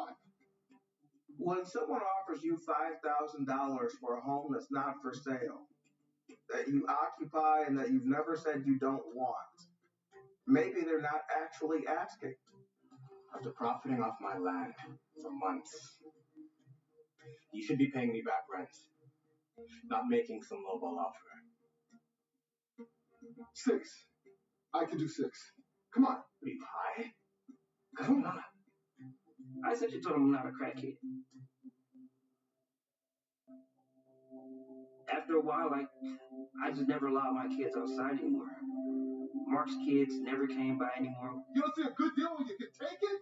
Come on! You're just gonna walk away like that? You keep poking the bear, you gonna wake the bear up.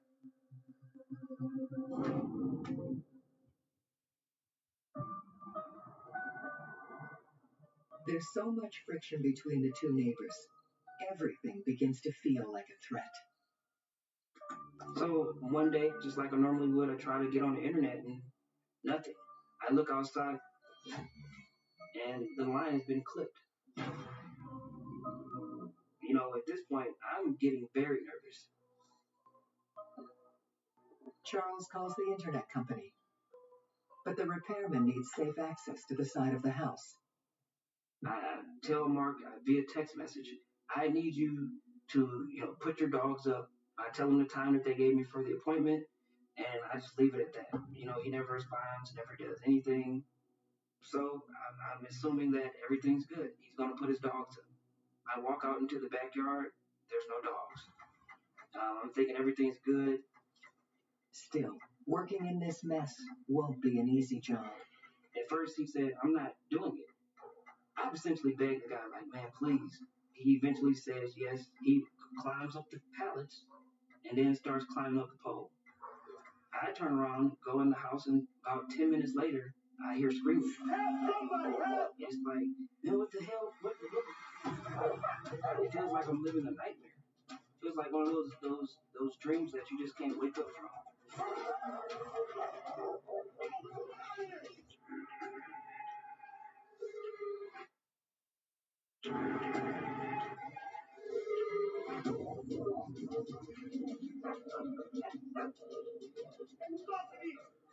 The guy, he's yelling. What the hell's going on? Where these dogs come from? What the hell, these dogs? These dogs are trying to come up. They're coming up the pallets. What the hell? Both Charles Montgomery and the internet repairman call 911. Oh, hey, come on.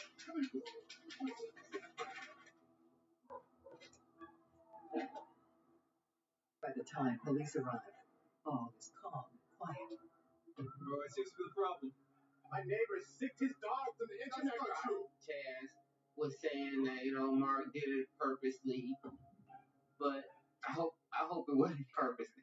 Mark insists it was unintentional. Okay, sometimes my dogs get out. They nudge the screen door and it happens by accident. Mark tells the police that there's no cause for alarm, and the police take his word. Listen to me. You know what? It's not just the dogs.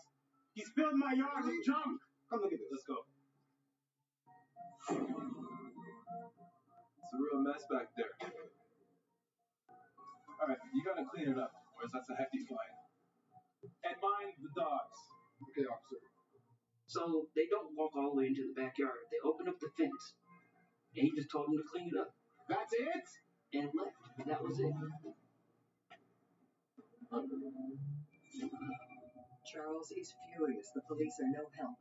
And now, he looks like a snitch. Mark, when he was walking away, just said, "Man, you a snitch? I got you. I got you." And so that's when, of course, everything starts to get really, really worse. After that, there's a dead rat. Snitches get stitches. They get dead, killed rats. Which in Detroit means you're a rat.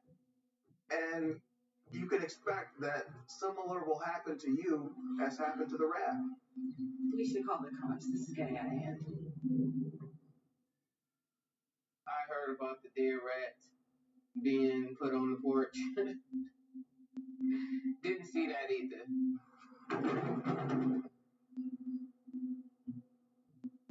I'm between a rock and a hard place. I'm unsure what to do, how to move forward. For Charles, there's no escape from the relentless stress. God, every freaking night. I would see lights and power tools closer to my home being ran all hours of the night, sometimes well into 3 and 4 in the morning. I think we should call the cops. Honestly, I don't think that's a good idea. At this point, with the police being caught out there, he pretty much told me that I was a rat and that I was trying to, have him thrown in jail.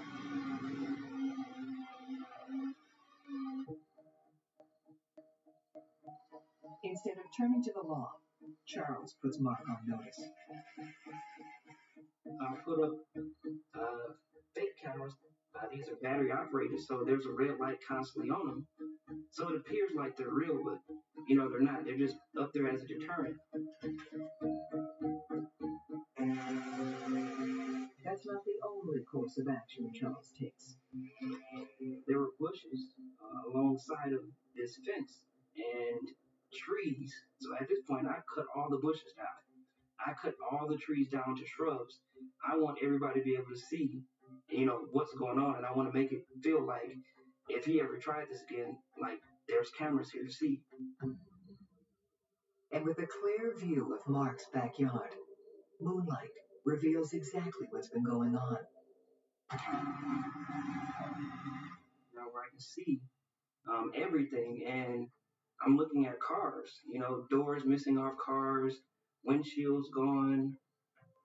It was very clear that Mark operated a illegal chop shop, which was to break down stolen cars and sell the parts on the black market.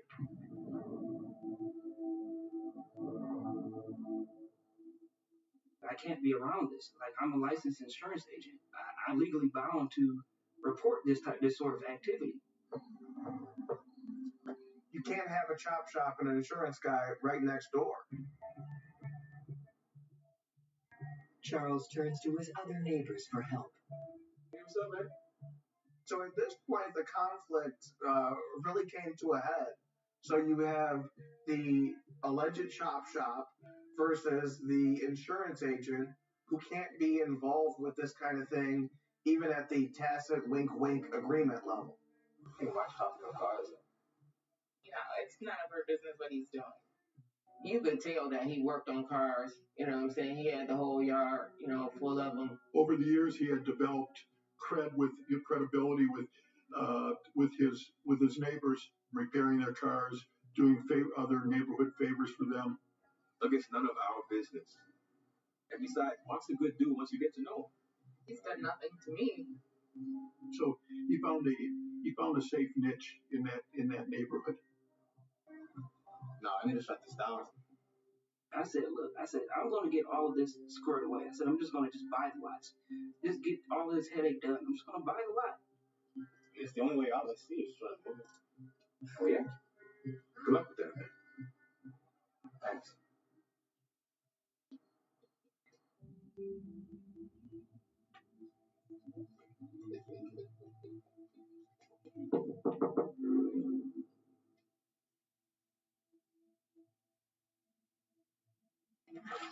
Hey, man. Good? I'm good. I got something to tell you about. They say loose lips sink ships, and Chaz ends up telling his plans to someone he thinks is sympathetic, and then you end up giving information to your adversary. That's my livelihood. Exactly what I'm saying. I would think that he should have had a better judgment of going back and telling Mark that. You know what I'm saying? Like, that's feeding the fire right there.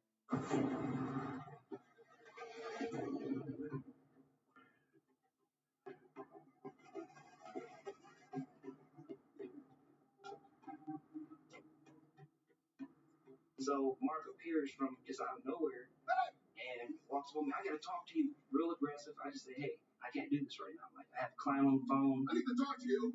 So I'm on the phone still with the client talking. I open up my door, try to get in the car. Mark rushes me from behind, pushes me up against my car.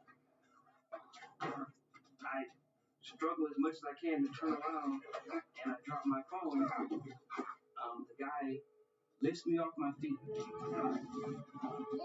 like a pit bull fighting a chihuahua. Like, this is not the type of fight that you want to see go down. I'm gonna come back and burn this house down, and then I'm gonna kill you.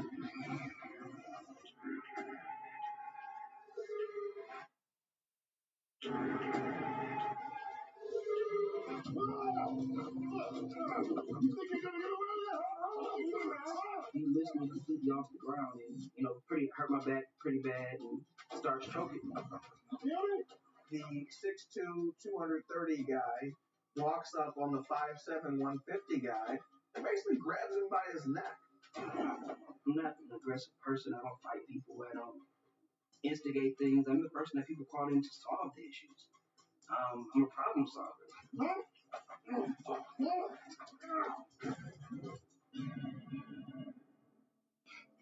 Listen, you need to reconsider my offer. Just sell your house to me.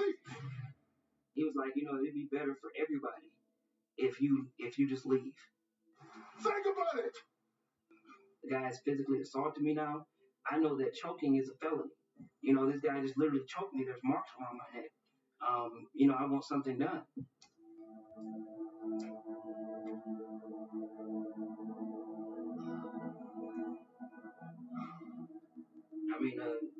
From the guy that I met initially, this guy was nothing like that. At this point, I'm really fearing for my safety and my life.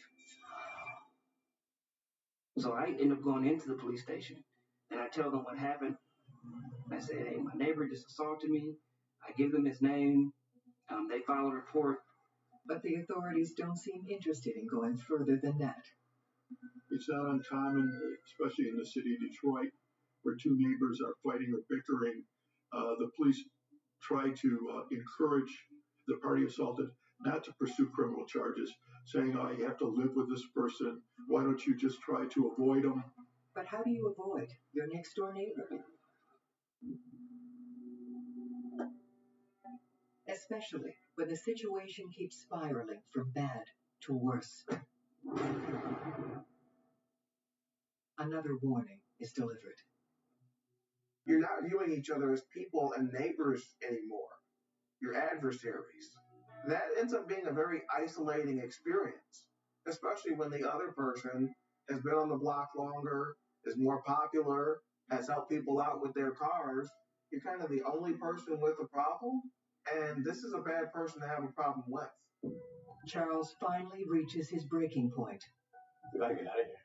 My girlfriend, I had to tell her, like, I don't feel comfortable, with you and my daughters being here.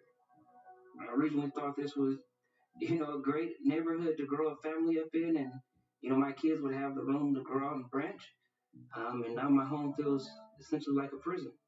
It's time for the Montgomerys to plan their escape.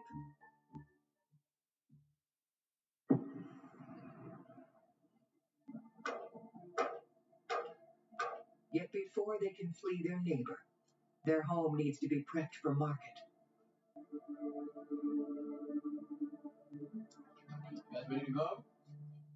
For their own safety, Charles sends Carrie and the kids back to her mother's place. I'm like, I can't knowingly leave you in a situation where this is going on. Bye, guys. Be good, okay? Love you. Carrie knows the war isn't over, so she leaves something behind for Charles. It was a very scary time in my life. I worry about you. Anytime your girlfriend tells you you need to have this gun, you know that something is serious. Michigan is an open carry state, so I got a holster for the gun. I carried the gun the legal way, but I never went anywhere without, having that gun with me. I never came home without having that gun with me. Even though he's now armed, Charles still does all he can to stay out of Mark's sight. At this point, I'm like, what can I do? I would literally drive around the neighborhood before going home. If I saw his vehicles out there, if I saw that he was, doing anything out there, I would just not stop. I would literally go home at hours to avoid him. I would go to friends' houses. It became a point where, I just didn't want to go home. I didn't feel safe being in my home. But when you're locked in a violent feud with your next-door neighbor, you can't hide forever. So by that point, by the time Chaz is carrying a gun pretty regularly, he's trying to keep himself scarce in the neighborhood, and especially out of the line of sight of Mark. Had a great day at work. I remember because I had wrote some big policies and I was actually happy about it. When Charles returns home that evening, it's to a street full of kids playing and no sign of Mark. Like any other regular day, let my children go outside to play. They went out and, went to check, out the window and check out on my kids and stuff. See them, they were still outside playing, running up the street and stuff.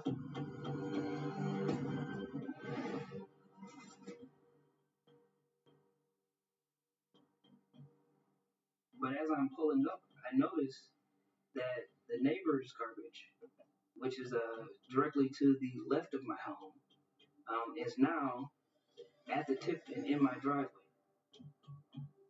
Bust open, just bags of garbage.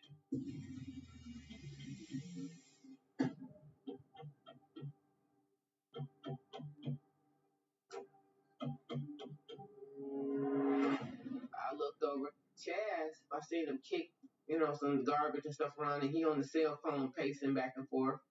Hey! Yeah. Is this your garbage?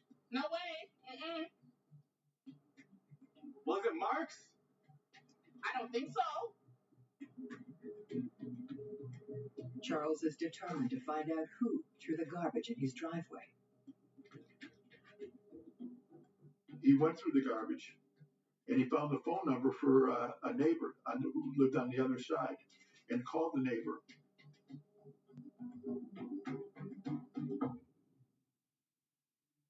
Mark saw Chaz on the phone and assumed that he was calling the police. And that triggered Mark to come over to Chaz's property and confront him about the phone call. Hey, get off the phone. This is not my trash. While this is going on, here comes Mark. Been lying, huh? Wait, I don't want to do this anymore. What started out as, just, hey, I'm not talking to the police. Just be cool. Just let me alone. I hear them like yelling. I'm like, oh, they arguing. And it was kind of like intense. So I was like, kids, go in the house, mind your business. Don't look.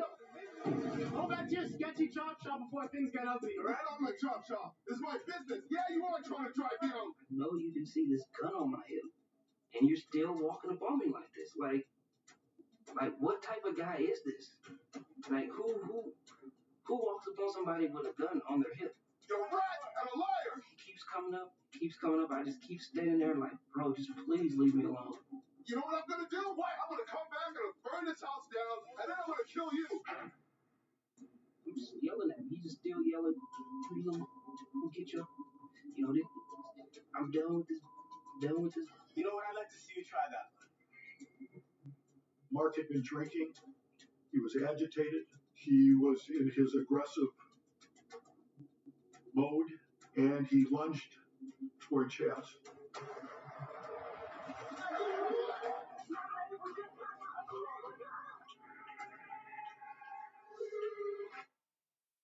You're trying to spread lies about me. You rats. Get out of here. Buddy, I don't want to do this anymore. Several of the neighbors from across the street looked through the window and saw Mark and Chaz in the driveway, involved in a heated argument. Come on. What the hell are you doing? What are you going to do, huh? That probably took about maybe not even 5 steps into my living room. And it was like the gunshot.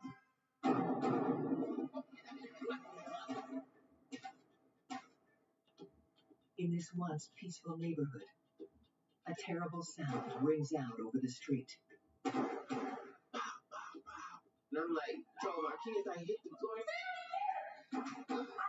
Once I started shooting, I just didn't stop until he stepped. To be honest, I didn't know how many times I actually shot. Mark was shot 7 times. There were 7 shots fired. Yet somehow, Mark is still alive. My neighbor just shot my other neighbor. He ran in the street. Oh my God!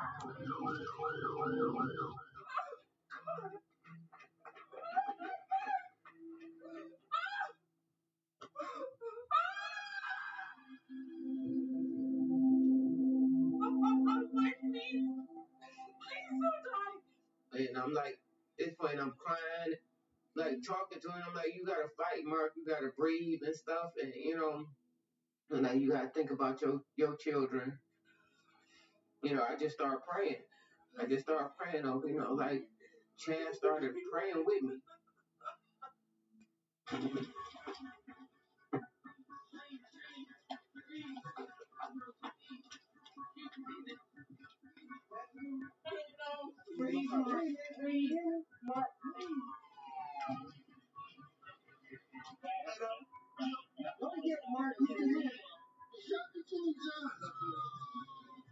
Mark is rushed to the hospital, fighting for his life. Charles is placed under arrest. I'm thinking I didn't do anything wrong here. I said, talk to him. I'm thinking he's going to tell them. I'm thinking he's still alive. I said, all you got to do is talk to Mark. He'll tell you what happened. I just talked to him. 45 minutes later, Mark Davidson dies from his wounds. Charles Montgomery is charged with second-degree murder and the possession of a firearm and the commission of a felony. I didn't find out that Mark actually passed away until I was being indicted. Initial media reports paint a simplistic portrait of the shooting. The narrative of this case was from the local news outlets was that this was an altercation over garbage and over a garbage can, and that Chaz had shot his neighbor because of this disagreement or this argument over garbage, which was, as we learned, was the furthest from the truth. 4 months after Mark's death, Charles faces a jury of his peers. This is a story of the neighborhood bully versus a choir boy. And the evidence in this case supported our narrative. And when I say he was a choir boy, he really, really was a choir boy.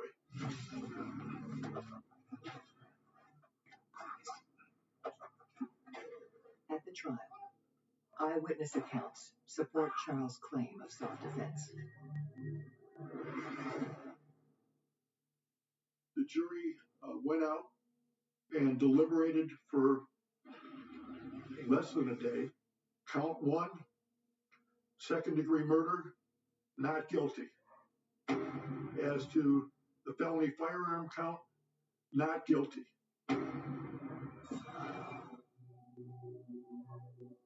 You know, it was a day that I rejoiced, but at the same time, now I walk with this heaviness with me. If I could take it back or do anything differently to avoid all of this, I would. Never in my wildest dreams did I ever want to or thought about ever hurting anybody. So I just hope people watch this and think, what could I do differently? What would I do differently? Because even the man who defended himself and did what he thought was right at the time regretted it. It didn't have to come to that point. It shouldn't have came to that point. Mark's death, it took a toll, you know, on the neighborhood. I seen what kind of father he was, and that's right there is like the toughest blow. I'm never gonna forget. Yeah, I moved on. I had to rebuild my life after everything. It's been a slow building process. I didn't wait anymore for anything. I live my life differently now. Like I live every day in the moment now. I don't plan as much as far ahead. At any point, any one of us could die. So now I live in the moment. I try to make sure that I live every day to the fullest.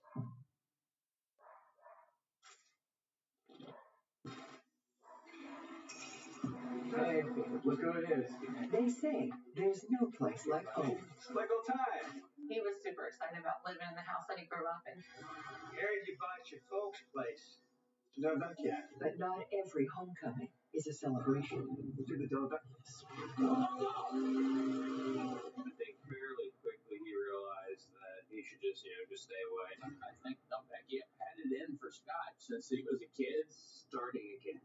When old grudges resurface, You and your brothers have always been bullies. Here's this guy that hates my son. the results are deadly. He wanted everybody to fear him, and he said, you know, well, look at what he's doing, and doesn't that bother you? You're asking for it.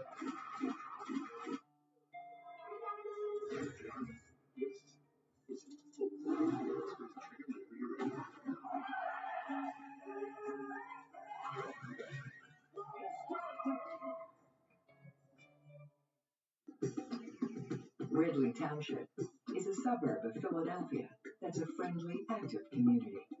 We could run up and down the streets, riding bikes all over, you know, just a lot of close relationships. Everybody knew everybody.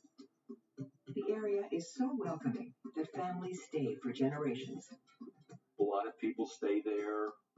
Some people buy the house off their folks. After almost 20 years away, Scott Robbins is moving back home. Scott met Teresa and married her, and eventually ended up that they bought our house when we moved out. He was super excited about being able to buy the house and living in the house that he grew up in. Scott is a master mechanic. Teresa, a courthouse clerk. Scott's two stepkids, Michael and Kristen, are just finishing high school. Look who's back. When he came back, there was Franny Freeman and John Hoffman next door. Everybody, that he had grown up with was there. Frank. Hey, buddy. Slickle time. Oh, it was great to have him back. I always liked Scott. Hi. Thank you. My mom and Scott, they were happy that they were going to own their own house after recently getting married. We were all pretty happy about that. What are friends for, you know? For Scott, the move brings back memories of the fun he used to have with his older brothers. Altogether, we had 5 children. There were 3 sons and 2 daughters. My boys used to hang around together, play a lot, play around in the backyard. A lot of the backyards butted up to each other. You pretty much knew what was going on at your neighbor's house. Heard you bought your folks' place. Hey, Mr. Delvecchia. Yeah. Yeah, feel free to be home. Hey, Mr. Delvecchia. Hi, Sam. James Dellavecchia and his wife Diane have lived behind the Robbins family for over 30 years while raising 2 sons of their own. My house and their house was a good distance. He was around the corner, and our backyards adjoined. The one son was named James. The other one was Kenny. They both got to know my 2 boys. Fly these with your boys still? Nah. That's a long time ago. Yeah. Oh. Good times, though. The neighboring families first met back in the 1970s. My dad used to build model airplanes with my brothers, and they had like little motors on them. They'd go out and fly them. It turned out that Jimmy DeVecchio and Kenny also had an interest. Hey, nice wings. Yeah, we're obsessed. Yeah, so are we. I'm James. This is my son, Kenny. These are my boys, Woody and Scott. Hey, good to meet you. Nice to meet you. We found out that we were both engineers and got along fine. We would go fly, and they would want to come along. To the old days. I'll start over here. Okay, bye. Okay. Since his return, Scott makes a point of helping neighbors with their lawns. That's just the kind of guy he was. He just, like, if you needed a hand in anything and he knew it, he'd be right there. Oh, hey, it's Sandra. Meet Kristen, my stepdaughter. Hi, Kristen. Had a personality a lot like Scott. Just really easygoing, laid back, and just funny. She was a good kid. The neighbors are more than happy to repay the favor. I would always drop him off a case of beer. He would have did it without gifts, for sure. Every time when we meet on the way on the block, I would say, Hey, how many cases of beer do you think we'll get? I bet like 5. It was something that, everyone appreciated, and it's very nice of him to do it. Didn't have to do it. The Robbins family work their way into the community's hearts, but some people prefer to keep their distance.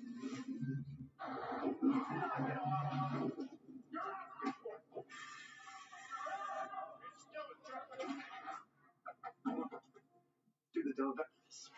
Come on, let's go. Get ready. He was always looking to help, no matter who it was.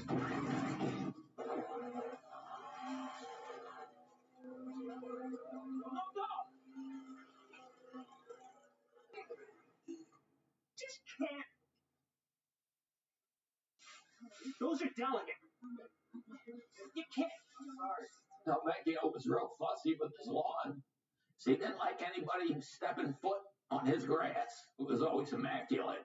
I'm sorry. I think fairly quickly he realized that, he should just stay away. come on, don't get started. Thank you for thinking of us. Really, thank you both. Diane plays the peacemaker in her family. Oh, she was a great, great woman. Very nice, very sweet woman. I'm sure she felt a little taken back by, his demeanor. Sorry, James kind of thinks he owns this street. He just doesn't mind taking over. Thanks for the tip. He thought he owned the whole neighborhood. I'm sure it was a little frustrating for Scott, but he never wanted to start trouble. Hey, you guys are popular. Oh. Yeah, not with everyone. Hey, what's your old neighbor's problem? James? Just avoid him. Why? For some reason, he just never liked me. She had a problem with my son. And evidently, he must have had some kind of a problem with me, but it never came to the surface. It was never discussed. Decades later, James Delavecchia's sentiments still haven't changed. They had a graduation party for Michael out behind the house in the backyard. My friends are invited, my extended family. Scott's cooking on the grill. Just a normal graduation party. It's just music and noise of people talking. Apparently, Delvecchio had a problem with, something with the party going on. What's wrong? I know what's wrong. Starting again. Back in the day, Bring it up. the Robbins brothers were known for their parties.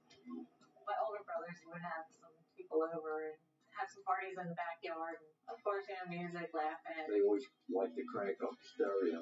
It's late. Can you turn it down?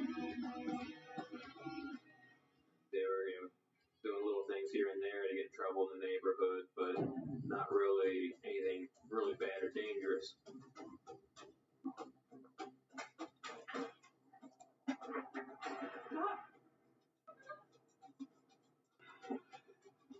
My older boys ended up throwing eggs at his house, and I'm not too proud of that.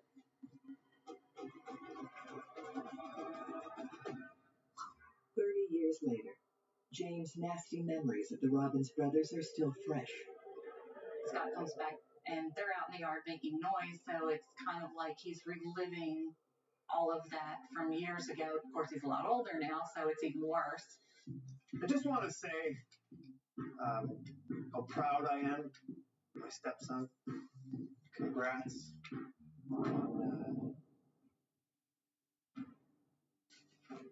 As the party progressed, Delvecchio started making complaints through the police. Just gonna have to ask you to turn the music down.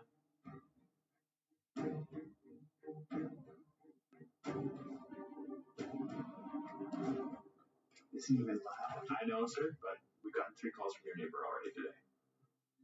Our neighbor, he's crazy. Sorry, guys. He just called it. Yeah, he just went. No, I know. This is the thing I feel like the most ridiculous. It's just really weird. Like, what's this guy's deal? Why is he picking Scott? Why is he picking, our family? You know something? You're still a jerk. Hell, you're still a bully.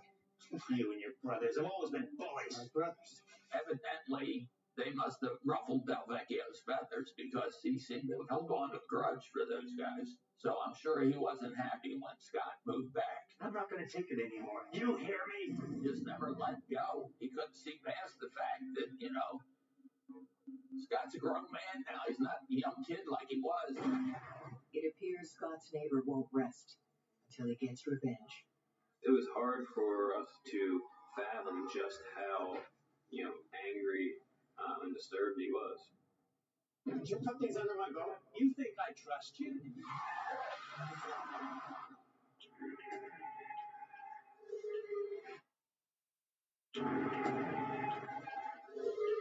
Because Scott was the one that brought the noise to the neighborhood.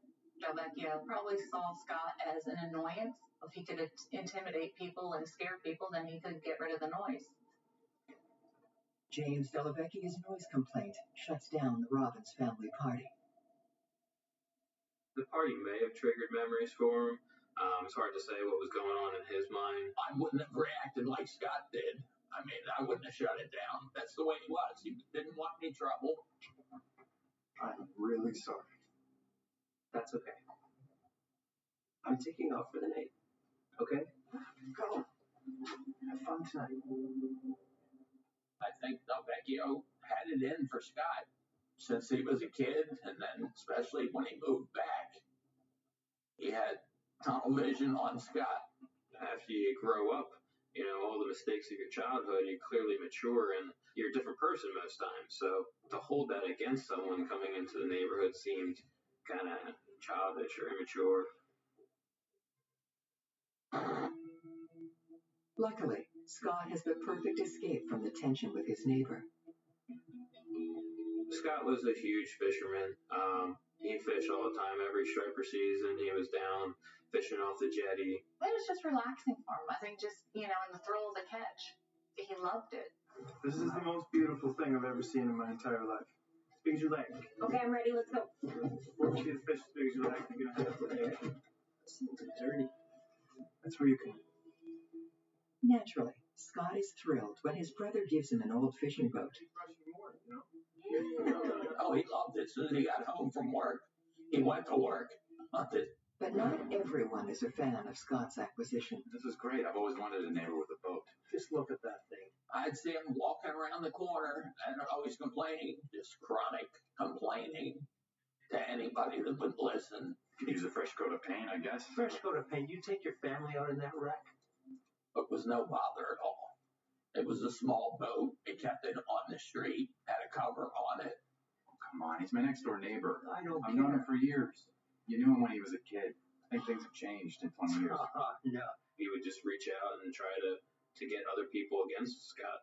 He would get all huffy and just leave, and then be over another neighbor's complaining. Since he can't get other neighbors on board, James Dellavecchia takes matters into his own hands.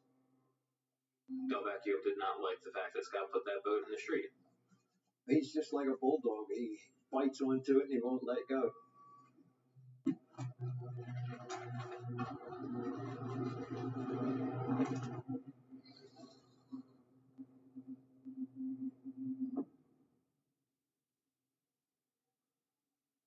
The next morning, Scott discovers the trap.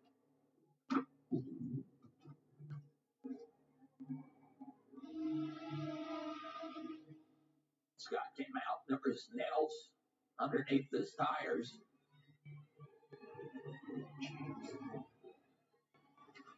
It was Delvecchio. I mean, no one else would do that. Did you put these under my boat? Hey! Your boat's parked illegally.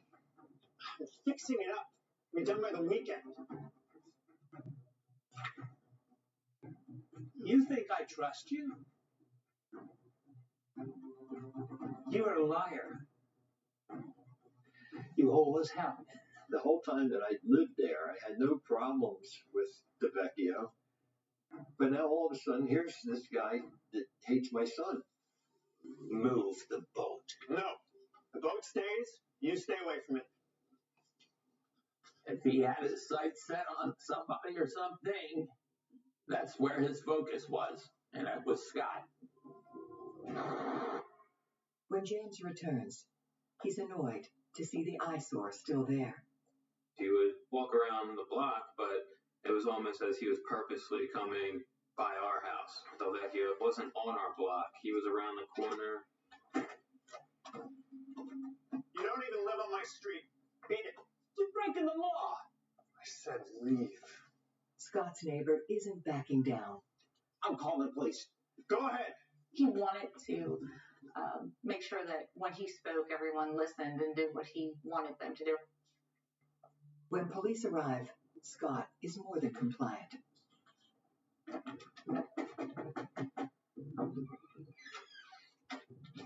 Sir? Hey, I may have to ask you to move your boat.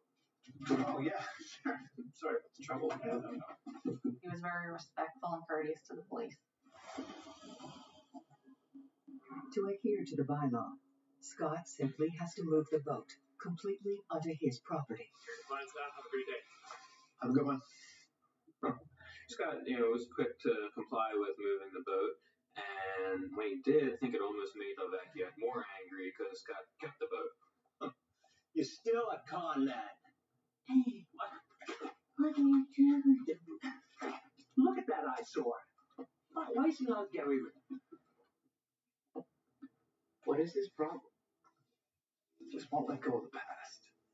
I think it amped him up. Delvecchio wasn't getting his way, and I'm sure that fired him up even more. Scott may have won this round, but James has no plans to surrender. Being labeled the mayor of the neighborhood, everyone kind of just appeased him. He acted like it was his place, and he had to do what he wanted. Scott's family has moved into a war zone, and there's no end in sight. Scott was just trying to be complacent and smooth it over and not try to cause any more waves and give, Delvecchio any more fuel for his fire.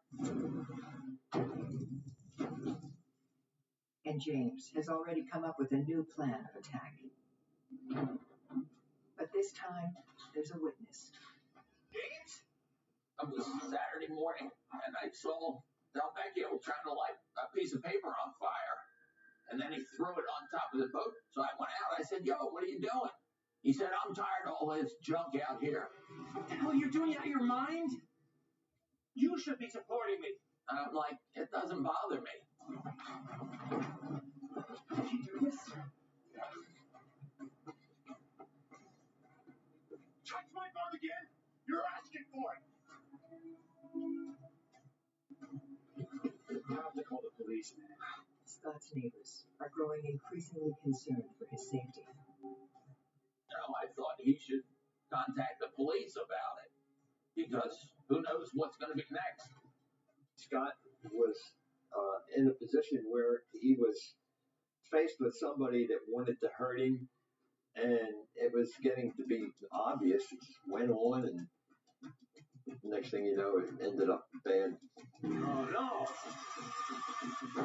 Hand it over.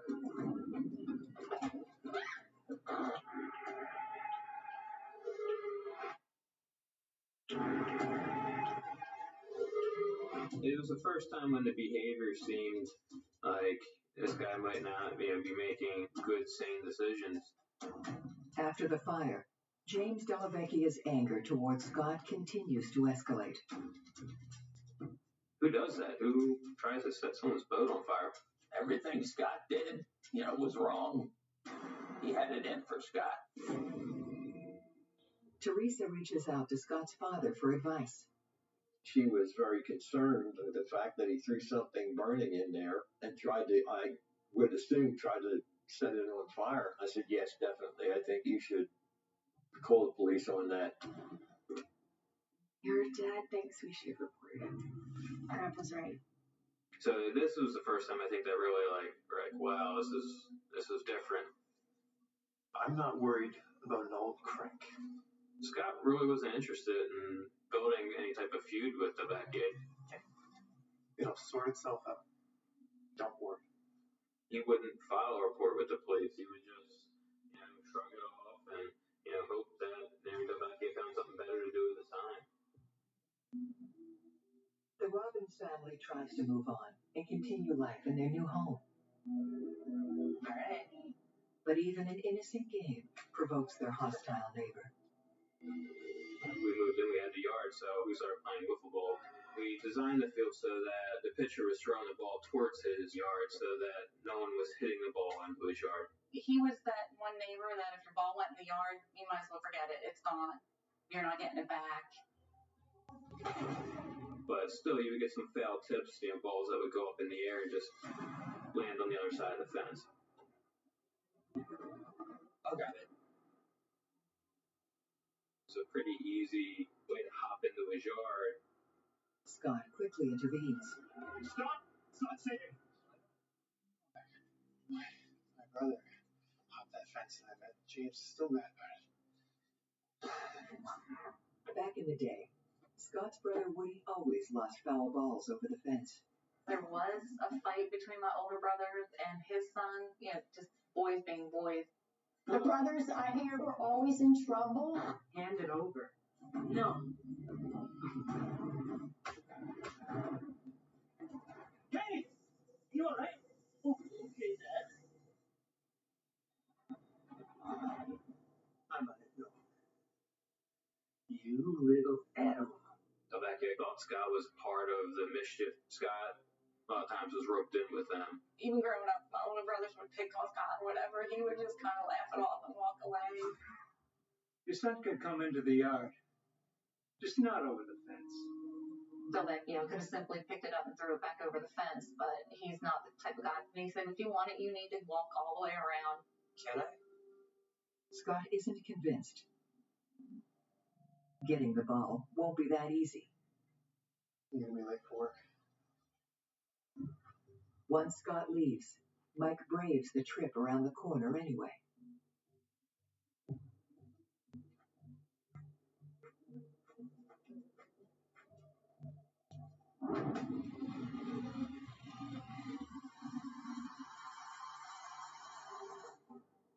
I went in and saw him, and he just creepily just stared at me.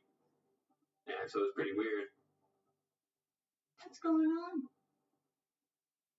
I grabbed that wall and took off. Michael didn't ever want to go back again. That's pretty scary. From here on, Mike and Kristen play it safe on the front lawn. Oh. What, are you trying to hit me? What happened up back? We can't play that. Yeah, he's too creepy. Relax. Okay. Scott, didn't want to escalate things. He was, just wanted to come home, live his life there. He's happy. I guarantee you. We're gonna have a last time. Okay. Come on, let's eat. Scott may be able to ignore James Dellavecchia, but his family can't shake him.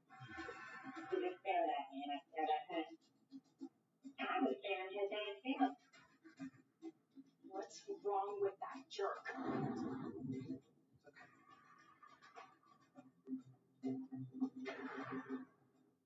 I would see him walking by, and he'd always be staring up at Scott's. It was a little creepy.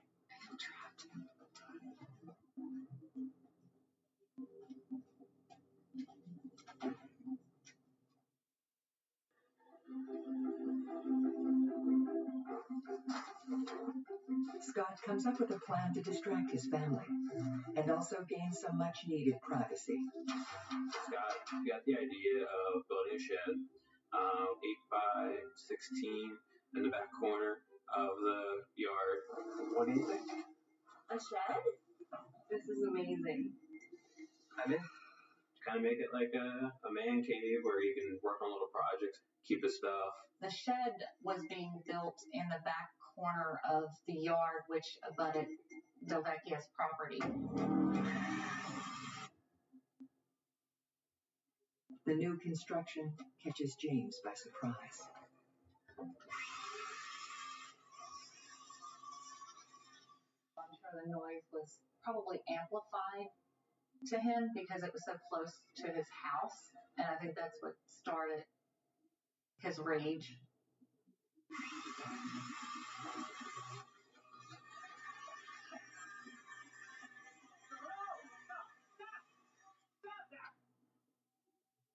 You can't just build there. Yeah, I can. You're blocking my view. Exactly. The shed would block Delvecchio's view from Scott's. So I'm sure that upset Delvecchio that he couldn't view that anymore, couldn't keep an eye on them, couldn't complain about anything. After months of feuding, the shed is his last straw. The shed was the breaking point. The level of noise that was occurring really agitated him and elevated things. I guess he thought he was harmless. Big mistake. Anybody that interfered would pay the price. You still have gone. Stop crying, though.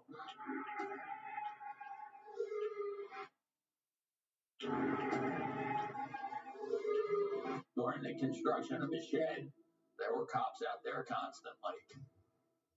James Dellavecchia does everything in his power to stop Scott Robbins from building his shed. Calls to the police started to increase, and complaint was filed that he stopped working past hours. Legally, construction must stop by 7 p.m. Delvecchio must have been standing there looking at his wristwatch, and it's actually on record that 7:01 that he called that Scott was still working on that shed. Neighbors watch in disbelief as James wages war. My neighbor on the other side, James had started to complain to him. And he said, well, look at what he's doing. It doesn't that bother you? I mean, it didn't bother anybody else, just him. Obviously, Delvecchio calls up and, make sure that it's up to spec. So code enforcers there checking it out. He got all the permits. I'm sure he was meeting code on everything because he wanted to do it right. And there wasn't any problem with what he was doing. Everything he tried failed, getting Scott to stop building the shed. He didn't have that power over Scott to get him to stop. You have your paperwork. Yeah, everything looks good. Alright. For James, this isn't just about his view. The noise is unbearable.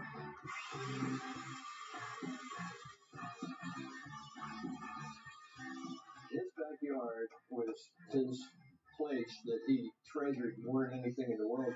Anybody that interfered would pay the price. Like, if you like anything that had to do with noise, he would really got under his skin. There was a lot of complaints from DeVecchio to the police, and it got to the point where I understand the police disregarded his complaints because he kept calling and calling and calling. You think you're getting a lot of work done here. Yeah, I am. Every nail sends him closer to the edge. This was something that was large, and it was in his face constantly, and was going to be in his face constantly, and he couldn't stop it. What's wrong, dear? Honestly, I want to sell a house. Instead of pissing you, James's rage spikes. This was probably the first instance where Delvecchio wasn't getting his way completely.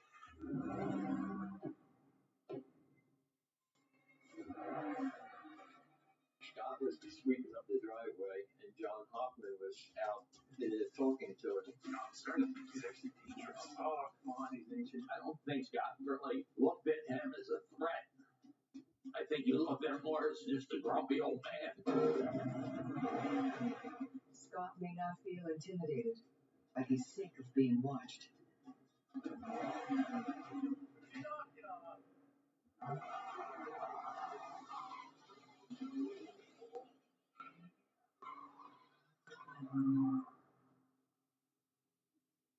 Vecchio actually swerved his car and almost ran up on the curb trying to hit Scott. Are you okay?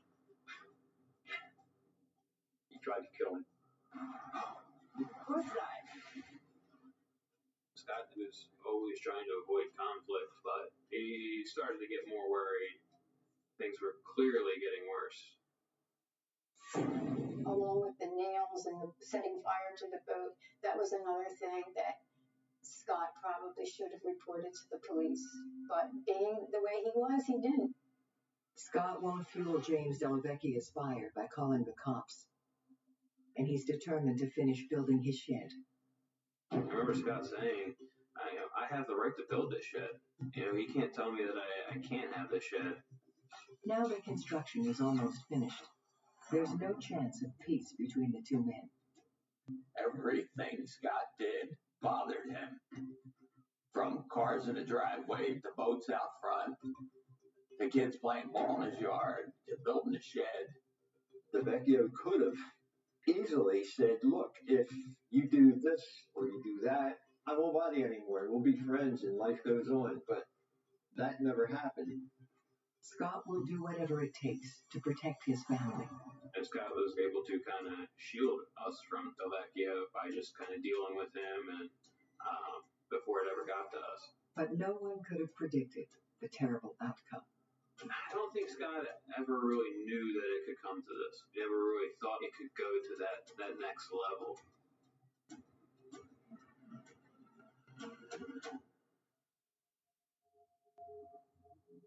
Not everyone agrees on what happens next. This is James Delvecchia's version of events. It's just before dawn, and James is startled awake. James said that he had heard somebody in his backyard. He heard some noise, and he said that he heard footsteps. So he grabbed his gun. James said that he followed the footsteps and basically took the long way around the block to my brother's house. As James approaches, he catches Scott on the way to work. I told you, stop spying on me. he said Scott had come out and started yelling at him and kind of, what are you doing out here? Why are you out here? And, pushed him around. And in the scuffle, he had grabbed his gun and it went off. Kristen ran outside because she heard the noise and didn't know what it was.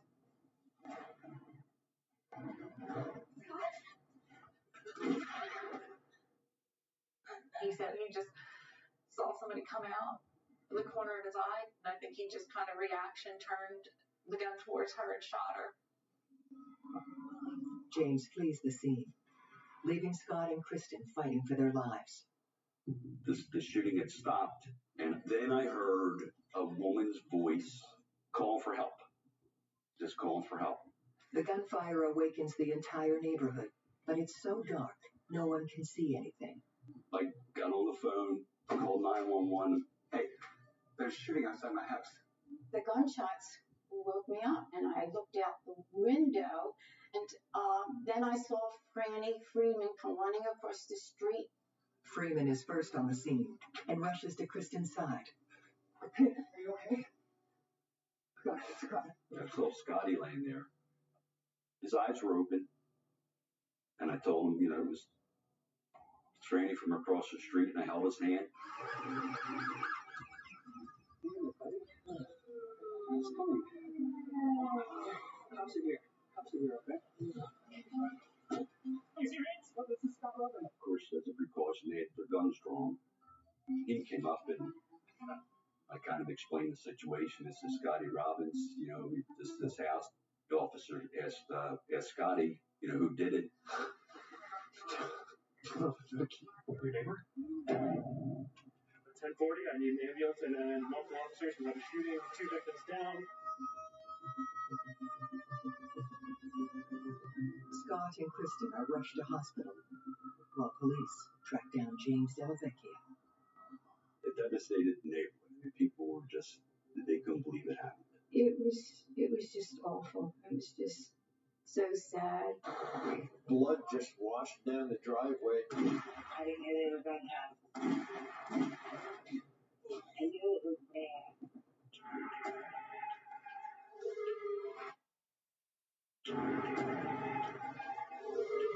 I was afraid. I was just afraid to go outside. Till the day I die, I think I will never forget hearing Scott moan. I will never forget that. The policeman went right around the corner, went to DeVecchio's house, went in. He was at home. He had run home, and when the police got there, he was upstairs. The gun and all his paraphernalia for cleaning it and so forth was sitting out on the bed. James Delavecchia is arrested for shooting Scott and Kristen, but claims he acted in self-defense. My wife said, you might want to come home because Scott's in the hospital and he's been shot. When I got home, for some reason, I just knew it. I felt it. That he was going. Scott Robbins' wounds are too severe, and he dies in surgery. His stepdaughter is critically injured, but survives. And I really just didn't want to believe that it had actually happened. It's probably one of the other hardest things I've ever done is tell my mom that her son was shot and he was killed and he's not coming back. All I wanted to do was get my hands on DeVecchio for about 5 minutes, but of course that didn't happen. Eventually, the trial began. Almost a year after the shooting, James Delavecchia is tried for the first-degree murder of Scott Robbins and the attempted murder of Kristen Snow. I told you. At trial, a combination of witness testimony and ballistic evidence disproves James's self-defense claim. They determined the shooting wasn't done at the end of the driveway. It was done from the bushes where DeVecchio was hiding. And he said Scott attacked him, which none of it was true. Investigators catch a break when a key witness surfaces and reveals the true story behind the deadly shooting. Scott had a company truck. There was another fella in the truck that was one of Scott's helpers. Scott's apprentice, Rick Wallace, was in the truck when the bullets flew. He was getting a ride to work with Scott that morning. His apprentice was sitting in the passenger side. Once they found his apprentice, he told him what had happened. Using both Rick and Kristen's accounts, investigators can finally piece together an accurate story of the tragedy. Morning. Took you long enough. Scott opened the door. DeVecchio had been hiding in some shrubbery on the side of the house, and he came out with his gun.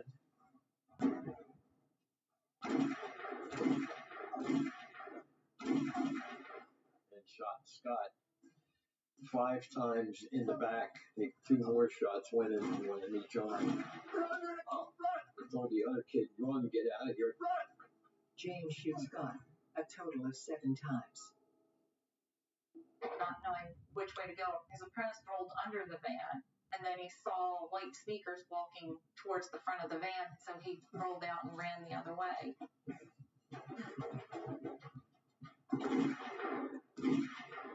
He was just trying to get out of the range of the bullets. I heard "Run, Rick, run" down the guy running down the street from Scott's house. It ended up being Rick. Apparently, Delvecchio had taken a shot at him running away too. Thank God he missed him. Kristen is the only one home and runs outside when she hears the shots. I didn't hear they were gunshots. I really thought it was like kids playing with firecrackers. James puts a bullet in Kristen's hip. Even after I was shot, it almost felt like a paintball type thing, but then it traveled through my body. Like, I knew it was bad. Delvecchio proceeded over closer to her and put the gun to her head. And then I just looked at him. I couldn't do anything. I was already paralyzed from the waist down from the first bullet. He pulled the trigger. And then when he realized his gun was jammed or out of ammo, he just turned around and walked away. My worst of that is the fact that my dad knew I was hurt. And I feel really sad that he had to die knowing. And the last words I heard from my dad was, "Delvecchio did it."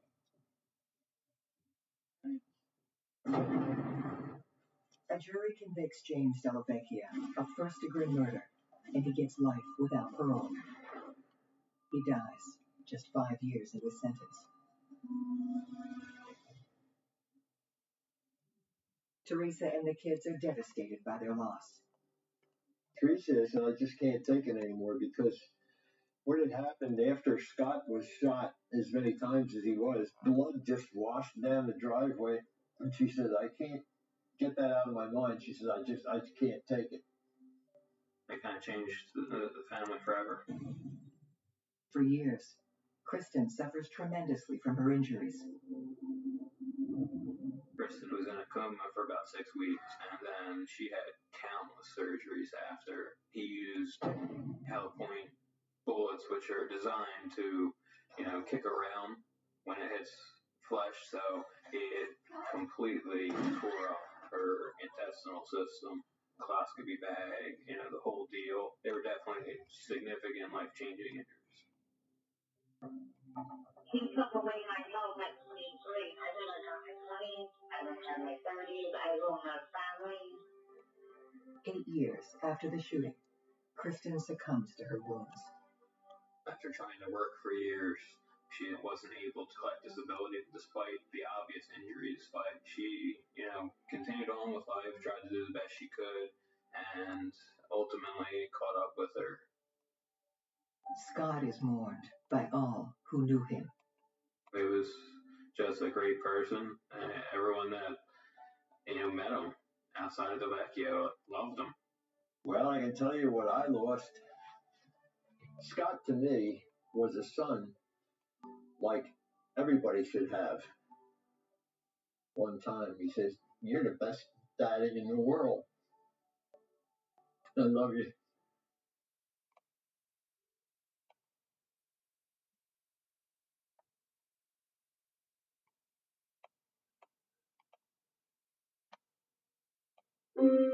You're watching Investigation Discovery on Demand.